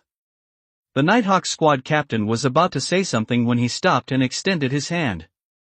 A peculiar creature appeared before him, vaguely fish-like, its body translucent and indistinct, and delivered a letter before vanishing as abruptly as it had come. Thank you. No reply needed this time. He nodded toward the space where it had been. The other Nighthawk's officers around him thought nothing of it. Since the church had begun its crackdown on evil gods and cults, communication between church beyonders across cities had shifted from telegraph to this method. The messenger moved at roughly the same speed as a telegraph, but could be summoned on demand, far more convenient. The captain's expression grew serious as he read. 2 weeks ago, the Nighthawks in Avignon encountered a suspicious transaction involving several rogue beyonder who showed characteristics similar to what we face tonight. We can now say with reasonable confidence that this is the same organization's signature method. There is likely an evil god involved. They deliberately create rogue beyonder to cause chaos and cover their escape. Everyone keep this in mind for future operations and prepare accordingly. Yes, Captain. The team answered together. He nodded and continued. Furthermore, certain details of this incident share similarities with an unresolved case the more Nighthawks previously flagged. Both involve what appears to be a middleman-type figure, connecting unrelated individuals and coordinating a division of labor to complete the transaction. He turned to one of the officers. Contact the Nighthawks in every city between Morne and Avignon. Have them watch for similar signs. Also remind them that this organization, which we believe worships truth, possesses abilities beyond simply hiding in shadow. From what appears to be sequence 8 upward, they can become shadow and create false shadows entirely. That officer turned back toward headquarters to send the telegrams. The messenger creature was useful, but with only one available and messages needing to go to multiple recipients, the telegraph remained the practical choice for less urgent, broader communications. The captain organized his remaining team methodically. You two stay here. Confirm there are no anomalies with the remains and dispose of them. If anything is unusual, recover the severed leg as well. You inform the Punishers that the rogue is no longer a threat. And you look into the unlicensed extraordinaire from earlier. If there's nothing obviously wrong, keep your focus on the main matter for now. The team dispersed. The captain headed back toward the docks to check on whether his colleagues there had found anything new. Elsewhere, in the open countryside, a figure in a hooded cloak was writing hurriedly in the dark. Dear comrade. Though we in Burkhoff committed no errors, the hounds of the night have fixed their gaze upon us. A fearless warrior gave everything so that the worst outcome was avoided. We are forced into hiding, waiting for the day we may act in service of truth. Do not worry for us, but be wary of the eyes in the dark. All for truth. He left it and signed and unsealed, and simply held the paper out. He watched it disappear into the darkness. Then, extending his arm with a careful smile, he said, "This is the payment for this delivery. Please bring the letter to the appropriate location as soon as possible." Even with his dark vision, he couldn't see anything at all. But the pain in his arm was real enough. He bit down on any sound, both to avoid exposure, and because he refused to show weakness in front of this strange entity when paying for a service. This was actually the primary way their potion path expressed its connection to shadow, not merely hiding within it, but perceiving the mysterious and dangerous beings that dwelled in darkness and shadow, and potentially negotiating with them to accomplish certain things. His dark vision itself had been obtained through exactly such a transaction. On the opposite bank of the Taysok River, a gasping Ryan climbed a tree, checked behind him and across the water, confirmed no one was following, and finally let himself relax. Damn. From now on, if I run into something that's obviously all body and no brain, I'm staying well away. Treasure your life. Avoid idiots. Though he had to admit, the encounter hadn't been entirely without benefit. The fight had been head-on from start to finish, yet his actions throughout had embodied the assassin's core principle: observe carefully, then strike the vital point. He hadn't killed the creature directly, but he'd avoided the most dangerous outcome, getting surrounded by official Beyonder alongside it. So even during the escape, the familiar sensation had returned. And this time the dissolving was stronger than when he'd killed the extraordinaire who'd been tailing him back in Avignon. Combined with tonight's infiltration of the Black Ravens, the internal presence was down to almost nothing. He pulled out the copper pocket watch he'd bought in Burkhoff. Past midnight, the 16th. I transmigrated on the evening of the 21st. It's been less than a month, and I'm nearly completely free of the potion's influence. It didn't mean he was safe from ever losing control, but eliminating one threat was still worth something. And once an extraordinaire was no longer affected by a potion, no longer hearing that whispering at the edge of their thoughts, they had the right to attempt the next potion and advance to the next sequence. Not that it matters yet, since I don't even know the name of the next formula. Sequence 8 is a long way off. He shook his head and stopped thinking about things with no immediate solution. After resting a while and recovering a good portion of his stamina, he continued upstream along the Taysock. He wasn't planning to walk all the way to the next city on foot, he just wanted a bit more distance before stopping to rest. Where to run next? He'd come face to face with official Beyonder tonight. The nearest city felt too close. What about going straight back to Morn? Far enough, and I can share what I've found with old Schneider while I'm at it. The old man's information had been common knowledge, but it had still been genuinely useful at the time. Returning the favor seemed natural enough. Morn it is. The decision was made, and then immediately second-guessed. Or should I observe a bit longer, get a full month? Better to be thorough. I should ask the old man too, just in case these last few weeks are the potion being unusually cooperative and I'm celebrating too early. That same afternoon, riding a boat downstream, Ryan could already make out Morn's skyline. What he didn't know was that somewhere in the city, a woman was looking at a mirror that had reacted to his arrival and smiling a smile that was entirely, genuinely her own. Chapter 34, The Beauty. The first thing Ryan did upon entering Morn was make amends to his stomach, which had suffered through 2 rushed meals in the hurry to leave Burkhoff. Now that I actually have money, maybe I'll try to find some rice. He ate until he was reasonably satisfied, though a nagging feeling lingered. He hadn't gone hungry, exactly, but it had been a long time since he'd seen a familiar bowl of plain white rice, and the absence sat quietly wrong. He made a mental note and continued toward the out-of-the-way room he'd rented on the eastern edge of the city. It had been over half a month, but the big lug had paid the rent by the month to avoid complications, so the room hadn't necessarily been reclaimed yet. The problem was that Ryan couldn't remember exactly what day the payment had been made, which was why he hadn't bothered making the trip back before deciding to return to Morn. But now that he was here, it was worth a look. If the rent wasn't due yet, he'd save himself some trouble. He hadn't gotten close before he stopped. There was a sound of breathing coming from inside. Before he could work out what that meant, the breathing cut off abruptly. A soft, melodious voice drifted down from the eaves beside him. How lovely to meet you, ass. Ass, in. Mr. The final word came one syllable at a time, impossible to tell whether it was deliberate gravity or the satisfied lilt of someone who had caught a person in the act. It turned what was already a sweet, gentle voice into something oddly captivating. Ryan recoiled and looked up sharply.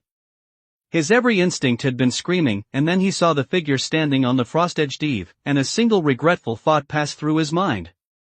Pity it's so cold. No chance of a view from below. The woman alighted with easy grace, lightly lifting her skirt hem and dipping into a small, elegant curtsy before introducing herself. Tina Edith. An unlicensed extraordinaire and the seller of the shadow poison flower you purchased. Her light brown hair fell smoothly down her back. Her green eyes caught the light like cut gemstones. Flawless features, a perfect complexion, and a smile that made no effort at concealment. Ryan had seen plenty of attractive people online back in his old world. And yet he had to acknowledge, standing here, that this woman had genuinely caught him off guard. Last time I was this flustered was the first time I sat next to a pretty girl in high school. His mind continued wandering. It didn't stop him from taking a slow breath, looking away from her direct gaze, and asking, "Miss Edith, what brings you to find me?" What relieved him was that she didn't respond with "Can't I just want to see you?" Which would have made him certain something was wrong, however she looked. Tina Edith let the brilliant smile settle into something quieter, and turned to give him her back. "It's hardly gentlemanly to hold a conversation with a lady in a place like this, Mr. John." Ryan very much wanted to ask what exactly constituted a lady about someone who had just appeared silently above his head. But given the 20-odd meters between their current positions and where she'd materialized, he kept his mouth shut. "And I didn't hear her breathing until I was this close. Was she trying to startle me? Or does whatever ability she used to get here require enough concentration that she couldn't spare any attention to control her breathing?" He followed her, thinking it through. The short walk of 20-some meters grew stranger with every step. She was dressed entirely practically white jacket, white trousers, white boots, with a gray turtleneck covering even her neck. It should have looked layered and modest, and on anyone else it would have. Instead, it somehow made her appear more charming, more approachable. There was, objectively speaking, nothing here to distract with, so why did he keep getting distracted? Edith reached the door, tucked both hands into her pockets, a faint smile at the corner of her mouth, and stood to one side waiting. Now she decides to have manners, Ryan thought, climbing up to retrieve the key from where it was hidden. He unlocked the door and gestured for her to go first. One should always be polite, especially when dealing with someone who could clearly handle themselves far better than you could. She took the room's only chair without hesitation. Ryan looked around. Everything was exactly as he'd left it, and was mildly baffled to find that closing a door had somehow made his pulse noticeably faster. Something is wrong with this woman. He sat on the edge of the bed, looked once at the mysterious woman watching him with an easy smile and no apparent intention of speaking first, looked away, and opened the conversation himself. "Miss Edith, are you a member of some extraordinary organization?" Otherwise there was no reason to track him down after the sale. She couldn't be having second thoughts about the £130. More than that. Every member of the organization I belonged to was once an assassin. The formula you received may well have originated with us if you bought it at the lower end of the market. Watching Ryan give a small nod without looking up, Edith's smile grew warmer. "I think you also understand that the 7 major churches sit very high above everything else, and regard every extraordinaire who doesn't worship their gods as a potential threat. It isn't just solitary unlicensed individuals, even organizations of considerable size find themselves in difficult straits, forced to operate in the shadows, needing to be extraordinarily careful about bringing in new members." As she said it, she let the smile fade slightly inside. "That does sound hard. Though if I were the church, I'd probably do the same thing," Ryan thought, and caught himself glancing over at Edith, who had briefly taken on a somewhat pitiful air, before asking directly, "Miss Edith, if I wanted to join this organization, what would be required of me?" To his surprise, she shook her head and laughed softly. "There's no rush. You're only sequence 9, that's too low. Joining now wouldn't benefit either of us. I came today simply to make contact. You're free to treat this as nothing more than me wanting to make a little money off you. And unlike the church, we don't mind sharing some basic knowledge about potions with unlicensed beyonder. Such as, the method for preventing them from losing control and becoming monsters." At that last part, Edith turned to look directly at him, as if watching for his reaction. Ryan had been privately debating whether to let her get away with implying he was too weak, given how good that smile looked. He felt her gaze and asked, a little guiltily, "Miss Edith, does this method have something to do with the potion's name? HM? You've already worked that out, Mr. John?" For the first time, Edith's normally serene voice carried a note of genuine surprise. There's something wrong with this woman. Even her nasally vowels are attractive, Ryan thought, and asked. "So the sensation, that feeling of something dissolving and merging with you, which comes after behaving in a way consistent with the potion's name, that's the potion's latent danger gradually disappearing?" Exactly right. You've genuinely surprised me, Mr.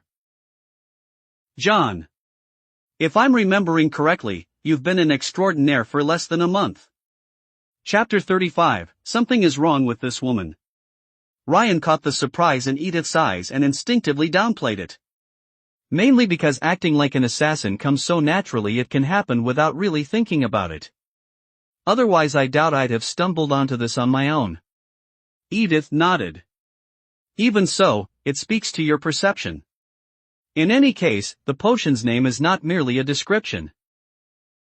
It is also a revelation, a key, the crucial element for helping an extraordinaire avoid the residual spiritual influence left behind in the potion. Residual spirit? Left behind by whom? Ryan pressed. The extraordinary creatures used as the potion's primary ingredients. Edith answered straightforwardly. He nodded, watching her answer without hesitation. The deep crimson gelatin he'd already handed over to the church came to mind, and he ventured carefully. Then, Miss Edith, I have a question. Given that we can obtain extraordinary powers by incorporating part of such a creature into a potion and drinking it, the same would presumably apply to an extraordinaire? The thought had occurred to him the moment he'd suspected that the crimson substance might be a vessel for extraordinary power, that what mattered in primary ingredients wasn't the material itself but the power contained within it. He just hadn't been certain enough to say so until now. Edith raised an eyebrow, then smiled slowly. You really are perceptive, Mr. John. The answer is yes. Humans are living creatures too, there's no reason it couldn't work. Ryan's expression fell instantly. Would that be, whatever substance emerges from an extraordinaire's body roughly 10 minutes after death? The clearly unusual thing? That would be equivalent to both primary ingredients combined? The thought that he had handed away something worth at least 300 or 400 pounds made him feel physically ill. Edith guessed the reason for his sudden grief and smoothly shifted direction with a laugh. Only for Sequence 9 Beyonder. Higher Sequence Beyonder, when they die, leave behind special material equivalent to all the primary ingredients from every potion they ever drank, concentrated together. Miss Edith, why is an extraordinary creature's power divided across two different species? What separates it? Simple. Reproduction is an inescapable tendency for every living thing. In that process, a powerful extraordinary creature naturally passes a small fraction of its power, too little to reduce its own sequence, to its offspring. Though if it produces too many offspring, its own power does eventually diminish. This applies to creatures comparable to roughly Sequence 6 or 5 Beyonder. In that case, an offspring would be born as something like half a natural Sequence 9 extraordinaire. For lower sequence creatures, the power doesn't transfer to offspring at all unless a single individual has consumed multiple doses of the same potion. She explained all this with a pleasant, unhurried smile. This woman is definitely up to something. She's talking about perfectly serious matters, so why does it keep feeling like she's trying to lead me somewhere, Ryan thought, and looked away. Seeing him avert his eyes, Edith continued with an even more pronounced smile. It seems I've gotten sidetracked. Back to the main point, Mr. John, how much longer until you've fully cleared the assassin potion's influence? Just the last little bit left. If I didn't have to worry about the church, 2 or 3 ordinary assassinations would probably do it. Hearing this, Edith's smile deepened considerably. What a pleasing answer. At this rate, it won't be more than a few months before we become fellow members, Mr. John. Miss Edith, Sequence 7 is the minimum to join? That seems quite strict. If I recall, Sequence 7 is already enough to serve as a Nighthawk squad captain. It can't be helped. Sequence 7 is the most important milestone in the assassin path and the one where an extraordinaire's capabilities improve most dramatically. Without it, evading a full church squad is genuinely difficult. That said, you needn't worry too much. As long as you follow the potion name's guidance strictly, clearing the influence of lower sequence potions takes at most half a year. Edith spread her hands in a gesture of mild regret, then added. The reason Sequence 7 is enough to lead a squad in the church, incidentally, is that the church hasn't disclosed this method to all of its members. Nighthawk's officers in smaller cities have to rely on time alone to reduce a potion's negative influence, which keeps the number of Sequence 7 Beyonder relatively low. She paused, and her tone shifted to something more direct. But I should warn you of something, Mr. John.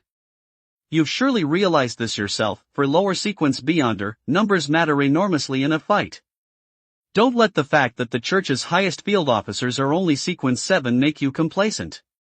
Even a Sequence 6, even Sequence 5, must be careful when facing a prepared official squad. Coordinated group combat is the church's greatest strength. Against that kind of team, Sequence 7 only means a chance to escape, nothing more. Ryan sat up straight and nodded repeatedly, taking the rare moment of genuine gravity seriously. Though somewhere at the back of his mind, he couldn't help himself, she's actually kind of adorable when she's being serious. Fearing an ill-timed grin, he quickly redirected. Miss Edith, why does the church keep this method hidden even from its own people? Edith spread her hands and shook her head. That I couldn't say. Perhaps sheer numbers. If Sequence 7 became too common, the church might not have enough Sequence 6 potion materials to go around.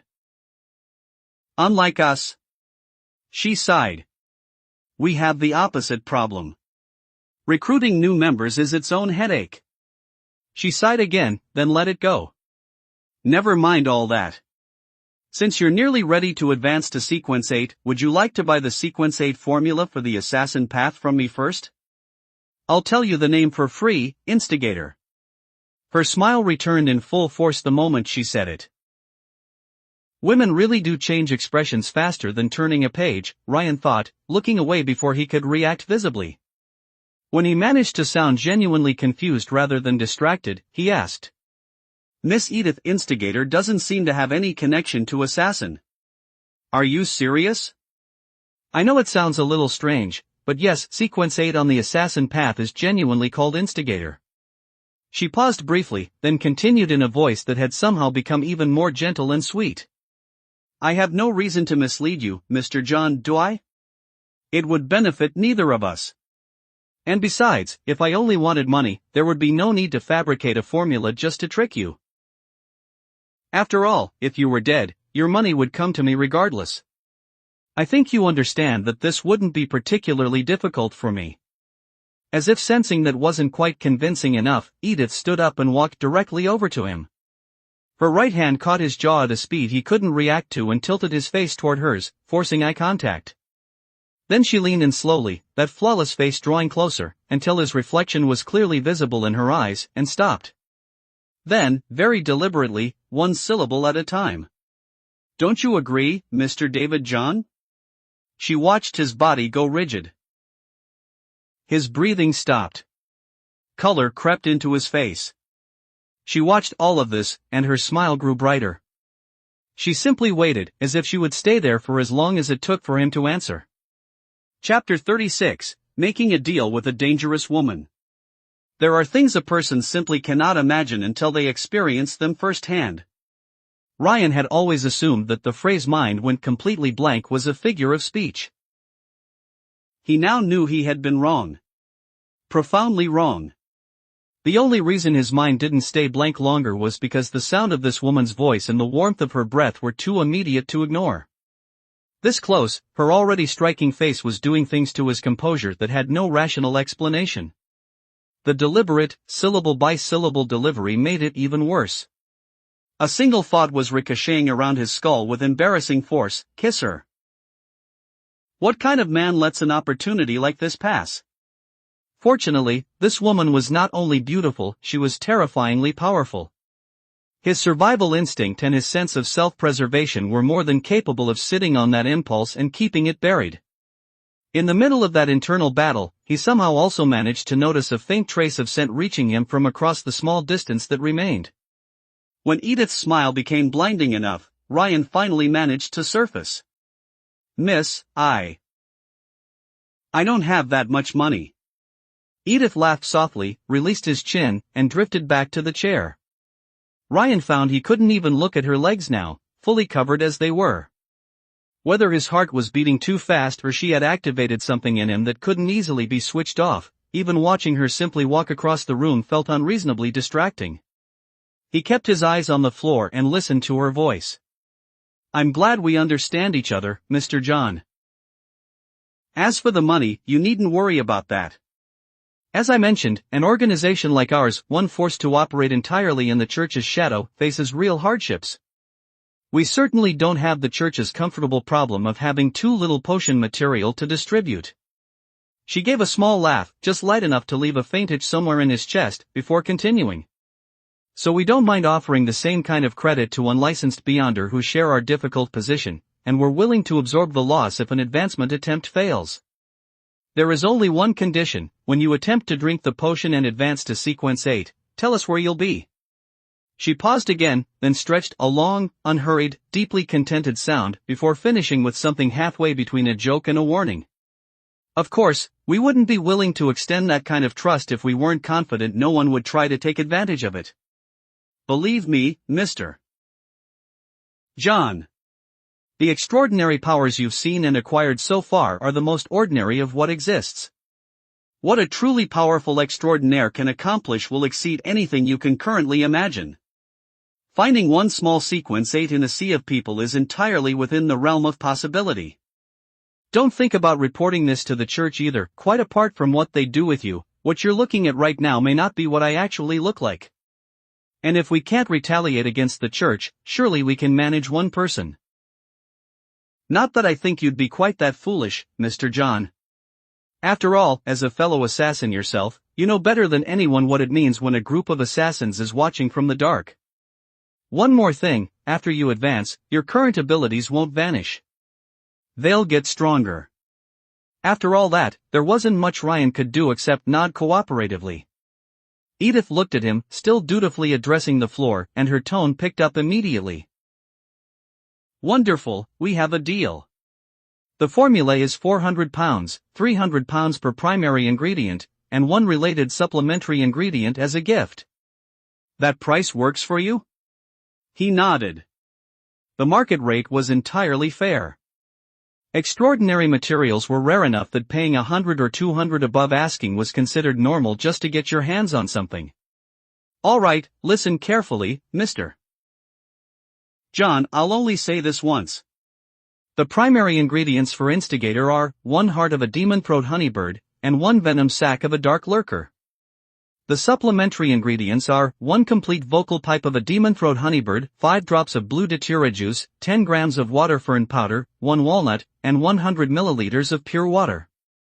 As agreed, I will provide the first 3 ingredients once you've fully cleared your potion's influence, and all you'll need to pay me is £600. Quite a bargain. I'm not even charging interest, Mr. John. That's our sincerity. I hope you won't make us regret it. I'm grateful for your generosity, Miss Edith. As for the rest, time will tell. He was still addressing the floor with complete seriousness when a smooth, pale hand appeared in front of him, accompanied by Edith's laughter, the laughter of someone whose prank had landed perfectly. My turn to rob you now, Mr. John. Hand over every penny you have on you, and I'll spare your life. Ryan looked up at her and, despite himself, played along with a smile. Could the lovely bandit perhaps leave me enough for meals? The reason I came back to Morn is precisely because in another city I was spotted by a Nighthawks officer while running Shadow Lurk. I can't afford to leave any trace for a while. Edith waved a hand, unbothered. I'll leave you £20. And don't worry too much, you were probably just unlucky enough to cross paths with a Nighthawks officer who happened to have spiritual vision active. With it running, he could make out your general shape, but only your outline. She looked him over and revised. That said, with a build like yours that no disguise technique can salvage, you should be careful. Spiritual vision? A technique in the field of mysticism, something any extraordinaire with sufficient inspiration can learn without great difficulty. It allows you to perceive things normally invisible, most commonly the luminous aura emitted by the spiritual power that every living thing possesses. Every extraordinaire can learn it? Then isn't Shadow Lurk basically useless? Not quite. Maintaining spiritual vision is itself a significant strain. The lower your sequence, the shorter you can sustain it. And learning it in the first place takes considerable effort for Beyonder with lower inspiration, like assassins. Ryan began counting out the money. When he produced £19 and some change, and pushed the rest toward her, Edith seemed to remember something. "You don't know how to meditate yet, do you, Mr. John?" She pocketed the money without checking it, noted his nod, and said without surprise, "I'll teach you when I bring the materials." A potion like Assassin doesn't boost inspiration or spiritual power much, so for now it's not strictly necessary to get through the brief period of instability after drinking a potion. But from Sequence 8 onward, it's a different story, much better to have it. Before Ryan could respond, she stepped in front of him, extended her hand, and smiled. "Then, a pleasure doing business, Mr. John." He hesitated a beat, stood, and shook her hand. But before he could form any impression of it, he saw the corner of her mouth curl into something that looked like mischief. She stepped forward before he could react, left a feather-like kiss on his cheek, and said softly into his ear, "Good boy. What a pity the timing isn't quite right, otherwise I really wouldn't mind giving you a little more of a reward, Mr. John." Then she pulled back and was gone, her silhouette growing fainter by the moment until it vanished entirely. What kind of a cult temptress did I just walk into? It was only after her figure had completely disappeared that Ryan managed to think this clearly. Chapter 37, A Note on Updates. Author's note, another apology. After trying for a week, I think I was misled by the software's stats. I'm clearly writing over 5,000 characters a day, yet somehow can't squeeze out a third chapter. Scratching my head. So from here on it'll stay at 2 updates per day. I'll guarantee each chapter is over 2,400 characters, essentially 5,000 characters a day either way. Chapter 38, Ready. On the frost edged eve about 30 meters from Ryan's window, Tina Edith produced a palm-sized compact mirror and drew her fingers gently across its surface, murmuring something under her breath. When the mirror briefly flashed with a dark, fleeting light, she closed it and put it away. She glanced at the modest room where the man was, thought of his substantial frame, and couldn't help running her tongue across her lips. The church's recent erratic behavior grew even more aggravating by comparison. Such a shame. Having him close by as a pet would have been rather nice. She exhaled silently and let the impulse go. Sacrificing caution for a momentary indulgence would be unacceptably stupid. But the regret barely lasted a few seconds before something else took its place, and she found herself whispering to no one in particular. "You'd better reach Sequence 7 quickly, Mr. John. I'm quite looking forward to that day." Whatever came to mind next made her glance at the sky, and whatever she felt in that moment, something between annoyance and urgency, left no more room for hesitation. She turned and left. The particular gentleman she had in mind had no idea what was about to befall him tonight, though it was, in fairness, entirely of his own making. Back in the room, Ryan steadied his breathing and went back over the deal he'd just made. He had a healthy skepticism for women who were clearly very good at getting what they wanted. He wasn't inexperienced in any broad sense, he'd just never had much personal experience with women. But that didn't make him naive. When a man has nothing much to offer and still finds himself receiving a woman's attention quickly, the right response is to recognize how wide her pond probably is, not to congratulate himself on his charm. Still, the more he reviewed the transaction, the less he could find that was obviously wrong with it. He decided to look at it again in the morning. The reason was simple, his thoughts were still scattered, and she was already gone. He lay flat on the bed and let his mind run.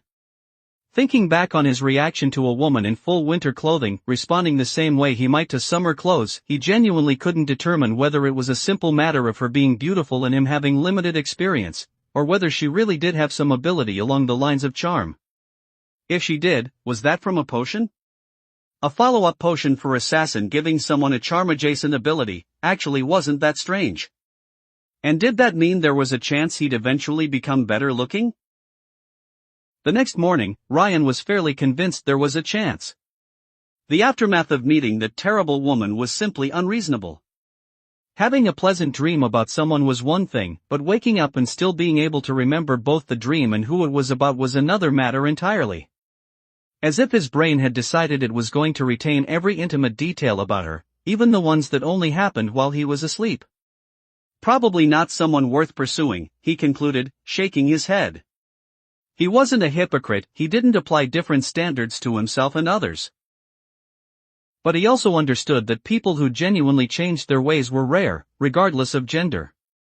His confidence that he wouldn't cheat on anyone wasn't moral superiority, it was that he had no interest in the satisfaction of breaking rules by hiding things. If that kind of excitement required concealment, it held no appeal for him. Anyway, it has nothing to do with me. He let it go. Being attracted to someone and being in love with someone were two entirely different things. With a clearer head, he reviewed the previous night's deal more carefully and found nothing that struck him as off. Credit with no interest did sound a bit like charity, but for an organization made up entirely of Beyonder, money genuinely mattered less as long as the potion materials weren't lost. Of course, that didn't mean the woman or her organization were good people. Evil organizations disguising themselves as generous ones to drag people toward ruin wasn't anything new. The reassuring thing was that he had no leverage anyone could use against him. And the nature of potions made it nearly impossible to tamper with the ingredients. As long as he didn't get greedy, limiting himself to trading only for materials and knowledge, the trap would be difficult to spring. Besides, the moment she had sought him out, the risk already existed. Whatever he did now, he was almost certainly going to have to choose a side between the church and her organization eventually. And if it came to the worst, he'd report her. He wasn't going to let a few well-placed words from a dangerous woman convince him that his goodwill with the church meant nothing. I can't believe the formula I was most worried about just landed in my lap. Time to start preparing to advance to sequence 8, and maybe add a few things this room is missing. He made the bed, pushed the door open, and stood in the morning sun. For the first time since arriving in this world, it occurred to him that he hadn't been entirely unlucky. Out of caution about the church, it took until the afternoon of the following week for Ryan to fully clear the assassin potion's last trace of influence and ready himself to advance to sequence 8. They were back in his rented room. Tina Edith explained the steps for entering meditation in her unhurried, melodious voice. To speak about meditation fully would take far too long. But for someone on the assassin path below sequence 7, only a basic grasp is needed, nothing beyond that will be relevant for now. Basic meditation is simple, and even simpler for an extraordinaire. First, picture something ordinary and familiar in your mind, and bring all your attention to it. Then replace it with something that doesn't exist anywhere in the world, something you invent entirely from imagination, and shift your full attention to that instead. Hold that. Wait until your mind and body grow still. Wait until your thoughts begin to drift. Wait until you can see the space around you becoming subtly different without using your eyes, until you can sense, rather than feel, the spiritual power that runs through your entire body. When that happens, you've entered meditation. Today she'd worn a sky blue coat over a blue wool sweater. Still white trousers, though the boots had changed to matching knee-length ones.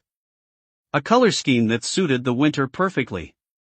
Ryan sat at the edge of the bed and followed the steps. The first came easily. The second hit a small snag. He started with his computer as the imaginary object, realized it wasn't working, and switched to two stick figures pointing at each other. He had braced himself for several failed attempts. Edith had warned him in advance that the assassin potion offered low boosts to inspiration, and a first-try success was unlikely. But the sensation, thoughts quieting, drifting upward, turned out not to be difficult to reach at all. Almost immediately he saw the space around him differently, faint grayness threading the air, shapes too indistinct to name floating nearby, dense pools of color layering over each other. In some direction that was neither up nor down, clear ribbons of light moved in a way that drew the eye. And the spiritual power that had previously only been perceptible when using an ability or a talisman was now entirely visible to him, spread throughout his body like something he could simply watch, the way he watched his own breath. He opened his eyes, somewhat uncertain. "Miss Edith, I think I succeeded? On the first try? That fast?" She sounded genuinely startled. "Well, lucky, perhaps. Either way, remember exactly what you felt. When the advancement comes, do the same. It will help significantly with the discomfort afterward." A brief pause, and then almost impatiently, her first nudge. "In that case, let's begin mixing the potion." Sequence 8 is early enough that failure isn't much of a concern.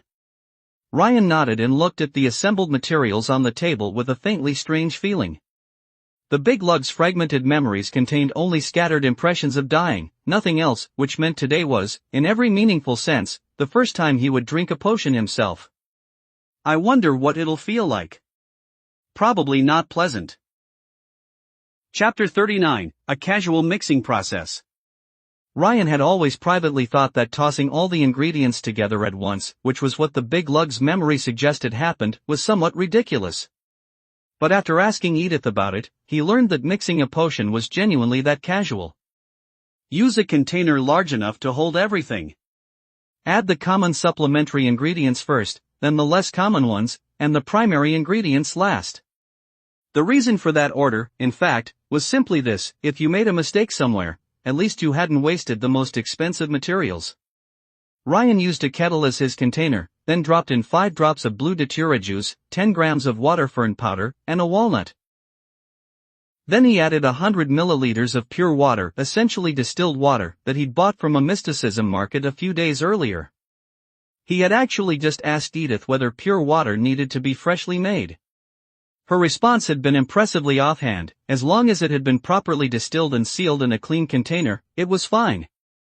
She had no particular comment on him buying it from the market, either only a passing glance, and a note that next time he should probably at least watch it come directly out of a distillation vessel himself. Ryan checked the kettle. Everything looked normal so far. He picked up a small iron box. Inside, sitting on its own, was a Y-shaped organ that looked something like a trachea, the vocal pipe of the demon-throat honeybird. It looked slightly wilted from sitting in the box, but otherwise unremarkable. Reminding himself to mind his own business about extraordinary things, Ryan tipped it into the kettle. He checked the bottom again. Still nothing unusual. Then he picked up the box containing the demon-throat honeybird's heart. It looked startlingly fresh, almost as though it had just been extracted. Ryan, thoroughly desensitized by now, simply tipped it in. A soft hiss, and steam rose from the kettle, translucent and dreamlike, curling at the spout and refusing to disperse. Faintly, he thought he heard a brief, melodic birdsong. There it is. Primary ingredients really are the important part. He nodded and looked in again, only to find the mist had thickened considerably, enough that even his enhanced vision couldn't see the bottom clearly. Without dwelling on it, he reached for the last box. Inside was a sack-like organ, darkened to a glossy black. A glance at it was enough to put some unpleasant thoughts in his head. "You're a venom sac," he muttered, and tipped it in. The mist was instantly drawn back in. The faint birdsong disappeared. When he looked into the kettle, everything he'd added was gone, replaced by a single dark liquid, lightless yet somehow gleaming, giving off tiny bubbles, and occupying a volume that was clearly well beyond 100 milliliters. "Miss Edith, is this ready to drink as is?" He touched the bottom of the kettle warm and asked what was, in retrospect, a fairly casual question. "If you'd like to pour it over yourself instead, Mr. John, that's technically also an option." "You're joking, surely." Ryan did not touch that particular comment. With a woman who potentially had a charm ability, he had no interest in testing his own willpower. He poured the mixed potion carefully into a cup and noticed that Edith might not have been entirely joking after all. Though it flowed like a liquid, it had an inexplicable viscosity. When the kettle was empty, there wasn't a single drop remaining anywhere inside. He looked at the dark liquid in the cup. Something stirred inside him: desire, destructive impulse, nothing specific, but real. Then Edith spoke. "Wait a moment." She crossed to the table, looked at the cup of potion, and produced a small mirror. She passed her hand over the surface, and waited until the glass stopped reflecting and began to show something else, a ripple, like the surface of water. Then, quietly, she repeated. "This potion poses a hazard." 7 repetitions. Ryan, watching from the side, saw words slowly appear on the mirror's surface: some hazard present. Edith nodded, satisfied. "This means your potion mixed successfully." Without pausing for him to respond, she continued. What I just performed was a simplified version of mirror divination. For an extraordinaire with sufficient inspiration, mirror divination doesn't require consulting a god or some other powerful but dangerous unknown entity. You can simply direct the divination toward your own spiritual power and ask for an answer directly. The accuracy is lower than other methods, but for simpler questions, it's entirely adequate. She noted the slightly envious look on Ryan's face and smiled deeper. No need to rush. These things will come naturally once you reach sequence 7. For now, focus on what's in front of you and try not to be tense. A calm mind will make the potion's discomfort easier to endure. Thank you for your help, Miss Edith. Satisfied that nothing looked wrong, Ryan glanced at his pocket watch, thought, what's meant to come will come, and what isn't won't be held off by worrying, and drank the whole cup in one go. It wasn't sticky going down. Just a profoundly strange taste. That was the last impression he had time for. A tide of malice and destructive urge surged up from his stomach and swallowed him whole. What had been formless and abstract moments ago now felt entirely physical, tearing through his flesh, infecting every part of him. Every cell seemed to turn feral at once, attacking its neighbors, and the pain that produced was beyond easy description. The sensation from meditation returned, that feeling of thoughts beginning to lift free, but this time what swept through him was not stillness. Ryan gritted his teeth and endured, waiting for it to recede like a tide. Before he could breathe again, the whisper came, familiar, as unwelcome as ever, its words still unintelligible. What had been one ordeal was now two, stacked. His vision had dissolved into a blur of shifting, unreal images. Pushing through the fierce agitation, Ryan forced his focus inward and began the meditation steps he'd just learned. As his attention gradually gathered, the clamoring noise and unsettling visions fell away. As his body and mind settled into stillness again, he became aware of his spiritual power running through him, only now it was like a lake with a stone thrown into it, ripples crossing the surface. Something shifted in his understanding. He began quietly sensing the spiritual power increased noticeably from before and tried to smooth the ripples, to let everything return to calm. He exhaled slowly. When he opened his eyes, everything looked the same as before, and yet subtly, unmistakably different. He looked around. Edith was gone. On the table was a note. Something came up, I had to leave. Don't worry, the church hasn't found this place. Congratulations on your successful advancement, Mr. Instigator. And don't forget, you still owe us £720. Ryan hadn't gone out to earn money that week, wanting to avoid drawing attention. He'd only eliminated a few individuals in Morn in the surrounding area who had no regard for human life. The sum he'd taken from them didn't even cover a week's meals. Edith hadn't pushed him, she'd just mentioned it periodically as a reminder. Still, looking at that number, £720, even genuine elation couldn't entirely prevent his mood from sinking a little. Pay to win exists in real life too, apparently. He shook his head, set the debt aside, and checked his pocket watch. Only a few minutes had passed. He turned his attention to the difference between sequence 8 and sequence 9. After all that, you'd better not disappoint me. He began going through the new knowledge that had appeared in his mind. Chapter 40, New Abilities. The first thing Ryan found, to his mild disappointment, was that none of the Instigator's new abilities directly boosted combat power. The Instigator's three core abilities were Charm, Mislead, and Persuade. Possibly because all three served the same purpose: instigation, the charm ability was nothing like the seduction techniques described in the cultivation novels he'd read. It was considerably more restrained.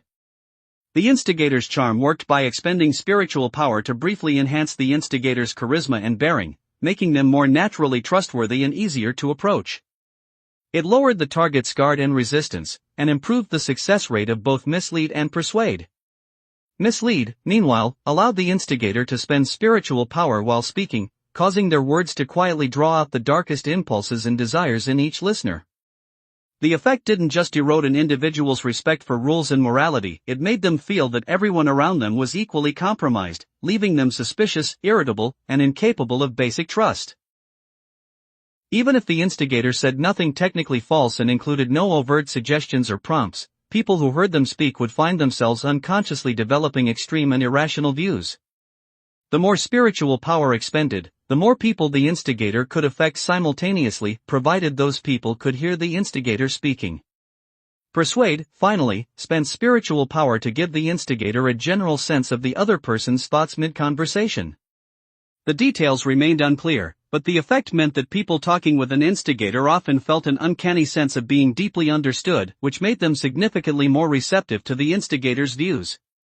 If the target had already been affected by mislead and had developed considerable trust in the instigator, persuade could go further, eroding the target's ability to evaluate facts independently until they effectively accepted everything the instigator said at face value. At that point, the instigator could alter someone's personality or drive them to behavior that would otherwise be unthinkable: estrangements, betrayals, rifts that might never have happened, with nothing more than a few carefully chosen words. Sounds fairly powerful, Ryan concluded. With his accumulated experience in games and fiction, he could readily imagine the limitations the formula hadn't mentioned but which almost certainly existed: probably ineffective against someone who was already openly hostile, presumably less effective the higher the target sequence, likely weaker against people with strong moral character, and probably capable of backfiring if the suggestion was too implausible, alerting the target and causing the ability to fail. The specifics would require practical testing. On the physical side, the instigator potion had also improved Ryan's body across the board, though only by roughly as much as the assassin potion had improved his strength, noticeable, but not dramatic. According to the potion's accompanying knowledge, the instigator primarily enhanced intellect and observational ability, and made the instigator acutely sensitive to facial expressions, emotional states, and subtle psychological shifts. Combined with the knowledge of micro-expressions in psychology that came bundled with the potion, drinking a single dose effectively maxed out a person's social capabilities. And the boost to intelligence seemed significant enough. Even in the first few minutes, Ryan noticed his thoughts moving more quickly than before, which led almost immediately to the realization that mislead could apparently be used against enemies, functioning as a kind of provocation effect. The assassin potion's extraordinary abilities, on the other hand, hadn't felt noticeably stronger yet. Having taken stock of his changes, Ryan began tidying the room while thinking through his next steps. When he actually considered it, not much had changed from before. Just as he'd neutralized the assassin potion's influence by acting like an assassin, he'd do the same with the instigator. Despite the name's negative connotation, using it on genuinely bad people was simply allowing bad things to happen to people who deserved them. The main difference was that instigation required conversation, which made it easier for the church to track than assassination. He'd need to be more careful. His options for earning money were broader now, but given the risks involved, he'd stay in the same lane, targeting people and operations that existed outside legal protection. He could also start looking for mysticism texts to read, and ask questions whenever he came to return money to the dangerous woman. Having access to an expert who answered questions for free was a resource worth using. He counted what he had on hand: £17, 16 sous, and 5 pence, with the £150 still in the bank at Burkhoff. Not much, but for someone living alone with no particular hobbies, it was enough for about 7 weeks. Food was the biggest expense even without deliberately eating well. His current body ran through nearly 30 pence a day just to maintain itself. Not much, but enough to go out and celebrate with something I haven't tried yet. It wasn't mealtime, strictly speaking, but nothing stopped him from making this decision cheerfully. He had no other way to celebrate as someone entirely indifferent to exercise and art, and living in an era with very little entertainment that held any interest for him. He'd already been debating whether to take up fishing or learn to cook. He stepped outside, made his usual circuit out of habit, and confirmed via the Tasoc River's surface that he had not become even slightly better looking. Even with the instigator's charm active, the effect was only the feeling of looking somewhat better. Looking at his own frame and the reflection, Ryan concluded that earning people's trust was going to be meaningfully harder for him than for most instigators. After finishing dinner, 2 sous total, he was still out walking when, at a street corner, he happened to catch a momentary glance from Edith in the shadows above. She gave a small wave and vanished. At higher sequences, does charm become a passive ability? There's no other explanation for a handwave giving me the impression of a secret rendezvous. He also found the timing slightly odd. Edith had always been careful, she never mentioned anything about herself, gave him no way to contact her, and spaced their meetings at least 3 or 4 days apart. He'd expected to wait before she appeared. He hadn't expected to run into her the same evening. Ryan continued down the street as though he'd seen nothing, checked that nothing seemed off, then gradually stepped out of the main flow of pedestrians and into a sheltered corner. "Good evening, Mr. Instigator. Congratulations again on your advancement." Edith stepped out of the shadows, with a light smile. Her clothes and expression were unchanged from the afternoon. But Ryan, now sequence 8, caught something in her voice and smile that he hadn't been able to place before. Satisfaction. The kind that seemed entirely unconnected to him. "This contentment doesn't seem to be about me. I owe that to your help." "Also, is something going on, Miss Edith?" "Nothing serious. I simply forgot a few things this afternoon and left in too much of a hurry, so I've come to cover them now. Knowledge I should have shared with you the moment you advanced." She noted his faint surprise and explained. "You aren't yet a member of our organization, but we're still happy to share the experience our members have accumulated at the instigator stage, to help you through sequence 8 more smoothly. It also reduces the risk of losing a potential member." Ryan nodded, then asked something that had been sitting with him. "Miss Edith, I've been curious for a while. Is everyone in your organization an assassin? No other Beyonder at all?" "Every member follows the assassin sequence path. An organization where members come from many different sequence paths and all hold significant standing within it. I've genuinely never seen one." "Why is that, Miss Edith?" Chapter 41, A Quiet Fracture. Because a sufficiently powerful extraordinaire can exert influence over lower sequence Beyonder on the same path, and it's nearly impossible for anyone else to detect, even the 7 major gods. So even the 7 great churches ensure their highest members share a single path, to prevent a key figure from betraying the organization without any warning. An organization like ours, operating in the shadows, would be even more careful. Letting in anyone from a different sequence path would be an unacceptable risk. You'd never know when you might be exposed without warning. Then Miss Edith, if an organization ever found that its members' abilities weren't suited to a particular problem, what would they do? Give up, or find someone to collaborate with? Not necessarily. Extraordinary power isn't limited to living things. The path corresponding to the steam church produces Beyonder capable of infusing primary potion ingredients into objects, creating items that hold extraordinary power usable by any extraordinaire, with only minor negative side effects. These are generally called mystical items among Beyonder. And even without that path's Beyonder, inanimate objects can also absorb potion power the way living things do, just much more slowly, and the result has significant negative effects on the holder. But with the right approach to managing those effects, they can be just as useful as mystical items. These objects, with their pronounced downsides, are typically called sealed artifacts. For any organization, even the church, the number of sealed artifacts they can effectively utilize is a significant measure of their strength. She gave a brief summary, then returned to the point. Back to the matter at hand. Clearing the instigator potion's influence is not difficult, the name itself is fairly direct. Instigate others, provoke conflict, inflame tensions, bring about confrontations.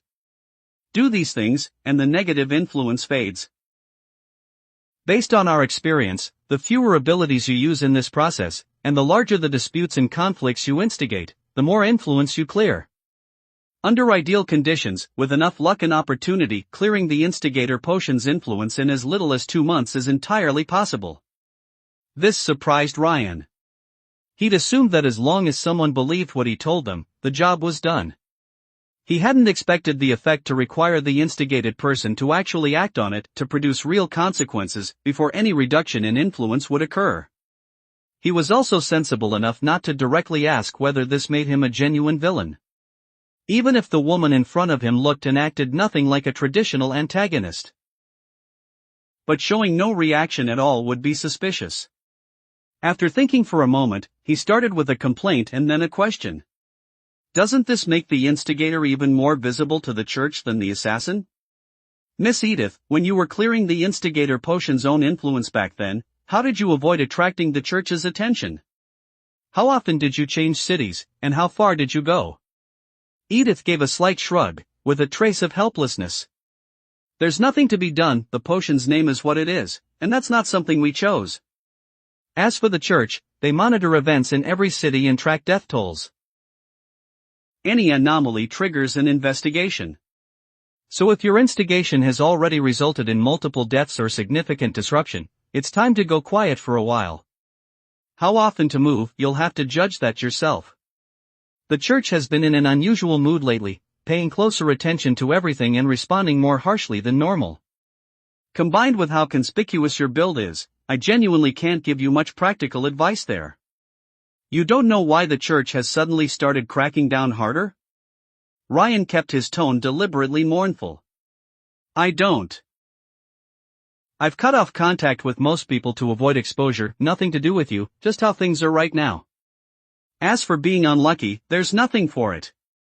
Be careful. And clearing the potion's influence isn't urgent. Taking longer is fine. She offered a brief word of consolation, then shifted. One more thing, I can't leave Morn at the moment. You'll need to come back once a month and stay 2 or 3 days, I'll find you to settle payments. You must come. If you miss 2 months in a row, I won't be the one who comes looking for you. Ryan thought of how he'd run into her almost immediately upon returning this time, and only asked. What if you happen to be occupied during those 2 or 3 days, Miss Edith? Do I simply wait? No, just being there for 2 or 3 days is enough. She considered briefly, then added, I think that covers what I wanted to say. Anything you'd like to ask? Yes, several things, actually. The corner fell quiet as full dark settled in. I knew it. You can't have too many good expectations of an organization that operates in the shadows. Back in his room, Ryan turned things over in his mind. Edith hadn't been obvious about it, but the experience their organization had accumulated in clearing the instigator potion's influence made it reasonably clear that this group also treated human life as expendable. He found himself with a grudging admiration for how thoroughly she'd covered her tracks. For meetings in, all he had was her name and her face, and he couldn't confirm either was real. Nothing she had said or done had given him any actual information about herself or her organization. She hadn't handed him anything that could be used to report her to the church. She'd even made a point of mentioning, while explaining divination to him, that divination for one's own safety was the most reliable kind, hardest to go wrong, hardest for others to interfere with. Which was a transparent way of saying, I divine before every meeting we have. Don't think you can use yourself as bait to draw me out.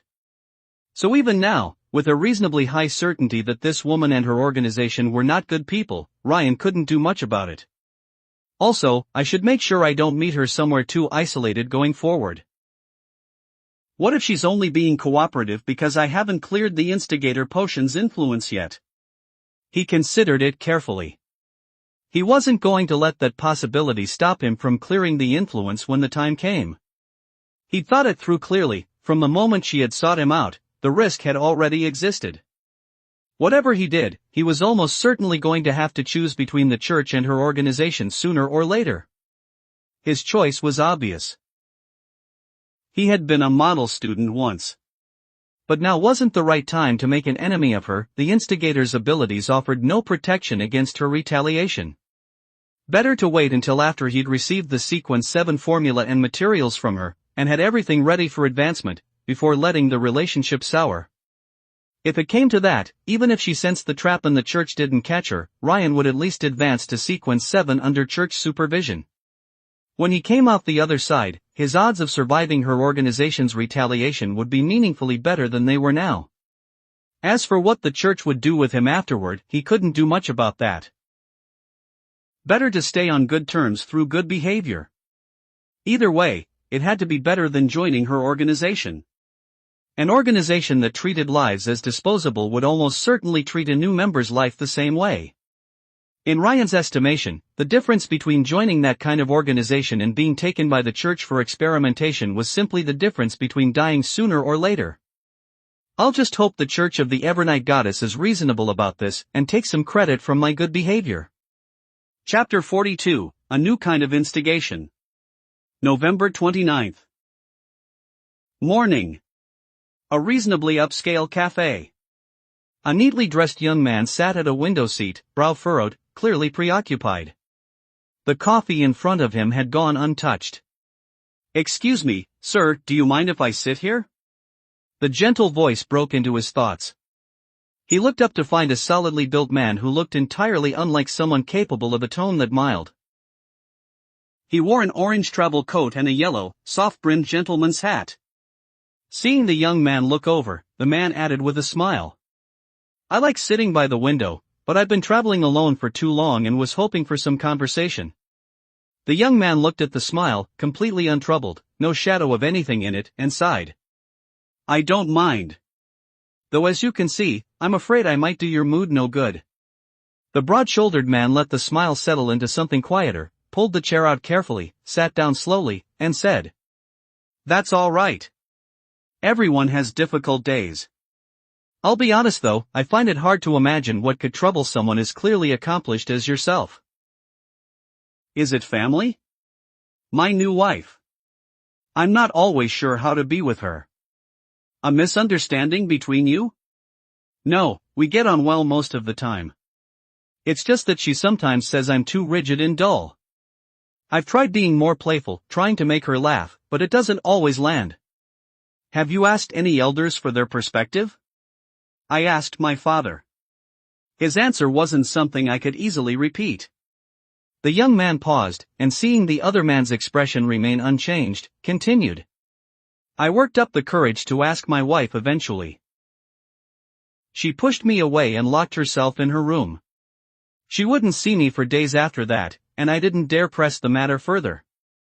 His voice grew quieter and quieter, until it was barely audible. The broad-shouldered man shook his head with a slight smile, then spoke slowly. "My friend, why are you so slow when it comes to matters of the heart? Is it possible the reason your wife was upset with you for those few days had nothing to do with why she pushed you away in the first place?" The young man looked up, plainly lost. The man continued, quietly. "I think your father was right. Everyone, men and women both, has those kinds of thoughts. It's only that your wife's sense of propriety doesn't allow her to say so outright. The initial push was for exactly that reason, and the days of silence afterward were almost certainly her way of punishing you for not having the nerve to knock on her door that night. As a man, my friend, you really do need to be more proactive about these things." The young man turned slightly red. "But I can't tell whether she actually wants to or not. I'm always afraid of misreading the situation and making her like me less." The man shook his head. "She already said yes when you proposed. Why would she genuinely not want to? Unless you think she only married you for your money? Impossible. She's not that kind of person." The young man replied immediately. The man nodded. "Then why wouldn't she? If she truly wanted to refuse for physical or emotional reasons, she would have said so clearly, wouldn't she?" The young man's expression shifted into dawning comprehension. "So, be braver, my friend. Go home right now, pull her into a good, firm hug, and tell her you've missed her." "More than once." The young man nodded without hesitation, paid for his coffee, and left quickly. The broad-shouldered man watched through the window until the young man disappeared into a building just within view, then looked away. He ordered a sweet iced tea from the south from a waiter who seemed slightly puzzled, then settled in with a copy of Introduction to Mysticism. After a long while, he said quietly to no one in particular. And that actually worked. December 14th, afternoon. A bar in another city. A young man lean, dressed as a worker, was drinking in silence. "Hey, little pen. Another fight with that bastard father of yours?" A large hand dropped onto his shoulder lightly enough that he didn't turn, only nodded and muttered. "Who else? Rough luck, getting stuck with a man like that." Little Pen looked at the new colleague beside him, big, broad-shouldered, but not at all rough about it, and said, despite himself, "What are you sighing about, big guy? He's not your family. Just feels unfair to watch. Sharp as you are, quick learner too. Could be doing decent, easy work and still supporting everyone. Instead you're spending half your days off on hard labor. You've got it rough, Pen. Can't be helped. He's my family. Yeah. Nothing to be done. He stopped expecting anything from the gods long ago, doesn't care what people think, and the law can't touch him either. A man who doesn't care about his own son and wife, what could possibly change him? Take care of yourself, Pen. Even if you're not doing it for yourself, do it for your mother. I don't even want to think about what she'd go through without someone like you looking out for her. Drop it, big guy. Right, sorry, overstepped. Just hold on a little longer. Behavior like that, even the gods probably can't look away forever. Maybe one day, an accident will come along and take that filthy soul somewhere it belongs. He gave Pen's shoulder one last pat and said no more. He left Pen alone, drinking his glass slower and slower. That night, the brief but intense sounds from little Pen's household didn't catch the neighbors' attention. This wasn't the first time, and it wouldn't be the last. After a while, Pen came out, money in his pocket, and walked unsteadily toward the police station. It went more smoothly than he'd expected. When the dust had settled and little Pen had handled what needed to be handled without incident, the watching eyes in the shadows quietly withdrew. December 31st, evening. A kitchen in a modest apartment in Avignon. Ryan was standing with a newly bought recipe book, following it step by step through a new dish. After considerable deliberation, he'd settled on cooking as a way to fill the time. Fishing, a pastime that demanded both skill and luck, had never quite suited him. More than a month now, without realizing it. One thing I can say with confidence, the experience that terrible woman's organization compiled is a bit one-sided. You don't necessarily need to provoke disputes or create conflict outright. What matters more is getting the person you've instigated to do something they absolutely would not have done on their own. He turned the food over, half his attention on the summary he'd been working through all month. The motivation behind the behavior had to come from the instigated person's own desires and private thoughts. He'd once managed to coax a very withdrawn person into confessing their feelings to someone that had counted. But persuading a genuinely bad person to do something selfless had no effect whatsoever. He was starting to suspect that kind of thing might actually be outside the instigator's range entirely. After this month, he was also beginning to understand why instigator was the next step from assassin. Both brought change and disruption. But just as an assassin's kill could, on occasion, save more lives than it ended, instigation didn't have to lead to bad outcomes. The trouble was that such opportunities were rare. So what the terrible woman had said wasn't wrong. Her organization had probably just never considered that instigation could sometimes produce good results instead. Oh no, the eggs are burning a bit. A distracted Ryan made a frantic grab to salvage the situation. Chapter 43, The threat is gone. The final dish that made it to the table was tomato egg fried rice, the egg slightly overdone, but still recognizable. In truth, he'd never had strong feelings about New Year's. Even before the transmigration, he'd never felt any particular festivity about it. To him, a New Year was simply a holiday with more relatives and more days off than usual. But with the holiday approaching, anyone who might have been looking for trouble had gone quiet.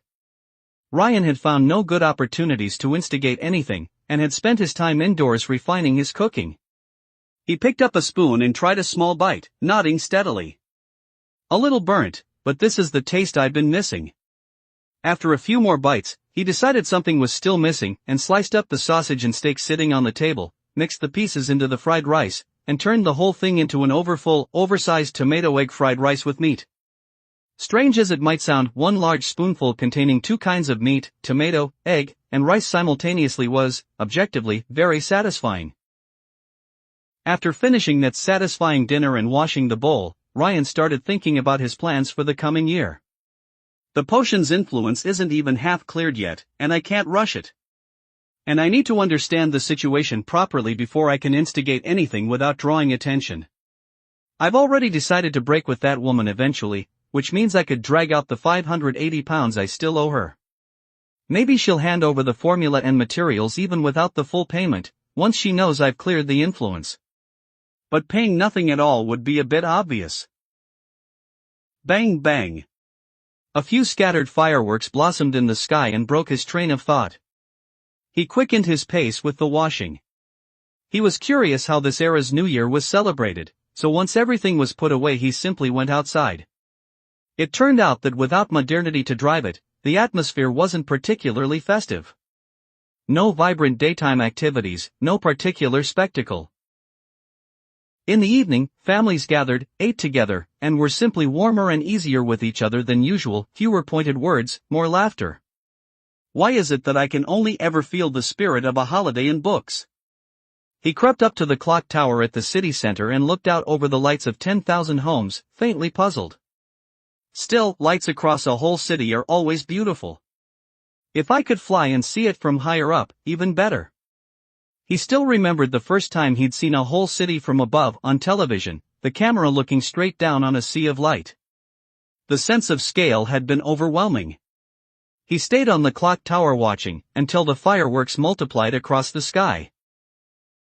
Then he climbed down, went back to bed, and fell asleep into the first New Year he had ever spent in this world. In Morn, in an understated private residence, Tina Edith sat at the edge of her bed, watching fireworks through the bay window, and let herself hope quietly, hoping that man would clear the instigator potion's influence quickly. She was already a little impatient to put the Sequence 7 formula in his hands. The sound of carriage wheels drifting to her, drawing nearer, made a face already full of anticipation smile even wider. After the New Year, Ryan's work resumed its normal rhythm. He moved between two rival gangs at times, playing both sides. At other times he embedded himself among a group of men bound by apparent loyalty, then found the places where the bonds were already weak. He returned to Morn once a month to pay down a portion of what he owed Tina Edith, and to ask questions while he was there. She continued to deflect many of them on the grounds that the assassin path's inspiration and spiritual power were too low for the knowledge to be of much immediate use, and repeatedly nudged him to clear the potion's influence faster. Still, he managed to learn a number of things. He learned, for instance, that there were 22 distinct sequence paths and 198 different potions in total. He learned that Beyonder generally referred to sequences 9 and 8 as low sequence, sequences 7, 6, and 5 as middle sequence, and sequence 4 and above as high sequence. He also learned that because sequence 4 Beyonder had undergone a fundamental change that partially removed them from the category of human, powerful Beyonder of that level were typically called demigods. The saints and angels recorded in church scripture were all powerful Beyonder of demigod stature. Because Ryan never used ordinary innocent bystanders as targets, and because his natural caution kept his footprint small, even when the church took notice, the resources they devoted to searching for him remained modest. What happened instead was that the Nighthawks and Punisher officers in the cities he passed through became aware of an unusually restrained, unusually careful large extraordinaire operating in their territory. It made things slightly harder, but not significantly so. Time passed in this way, slowly, until March 10th of the year 1353. After talking a small boy into bravely asking his parents whether they still loved him, and listening to the parents' flustered, guilt-ridden apologies, Ryan finally heard the last trace of the instigator potion's influence dissolve, a quiet, imagined sound, like something illusory shattering. His body and mind, freed of that final weight, felt startlingly light. He stretched slowly, looked northwest toward Morn, and said quietly to no one, "Now it actually matters. I'm sorry, woman. You're beautiful, but we aren't going the same direction. I'd rather sit in a church cell than end up as someone's expendable piece." His mind being his own again didn't stop him from dealing with a human trafficking operation he'd had his eye on for a while. This time, though, he left the money behind and passed word to the police instead. 2 days later, with £317 on him, Ryan returned to Morn. Coming back less than a month after his last visit was a clear signal to Edith that the instigator potion's influence was fully gone. He chose to wait for her at the Mysticism Exchange Market behind the Kevin Tavern in the Docklands district. "I hope the generous lady is feeling particularly generous today, ideally handing over everything, formula and materials, in one go. Let me freeload as much as possible before this is over." He waited with genuine anticipation, knowing it wouldn't last much longer. By early evening, just as the waiting was beginning to feel interminable, a melodious voice sounded abruptly beside him. "You seem eager, sir. You seem almost excited yourself." That struck him as odd, though he answered without hesitation, keeping his voice low. Of course. Nearly 4 months, and all that risk wasn't it all for this moment? I understand completely. Because once upon a time, I walked this same road. There was something in Edith's voice beyond the nostalgia, more of it, and stronger. Something that felt like excitement. Ryan looked sideways at her, her beauty entirely concealed within a hooded brown robe, and found it genuinely strange. Even setting aside the suspicious part, there's no need to be this excited just because you're adding one more new member. But Edith was already walking forward quickly, leaving no room for comment. Ryan followed. She led him into a narrow passage away from the market and finally slowed down. She took something from within her robe and held it out, an object shaped like a book. The person who guided me received the Sequence 7 formula and materials in this same way. Now I'm passing it on to you. It's become something of a tradition with us. Ryan took it. The cover was old and mottled bronze, with a small star-shaped lock hanging from the side. A single word had been written on the cover in a script he didn't recognize. Miss Edith, what does this say? It's written in ancient Hermes, the potion's name. In Ruin, it translates to witch. Don't forget to like and subscribe to Novels Wonderland.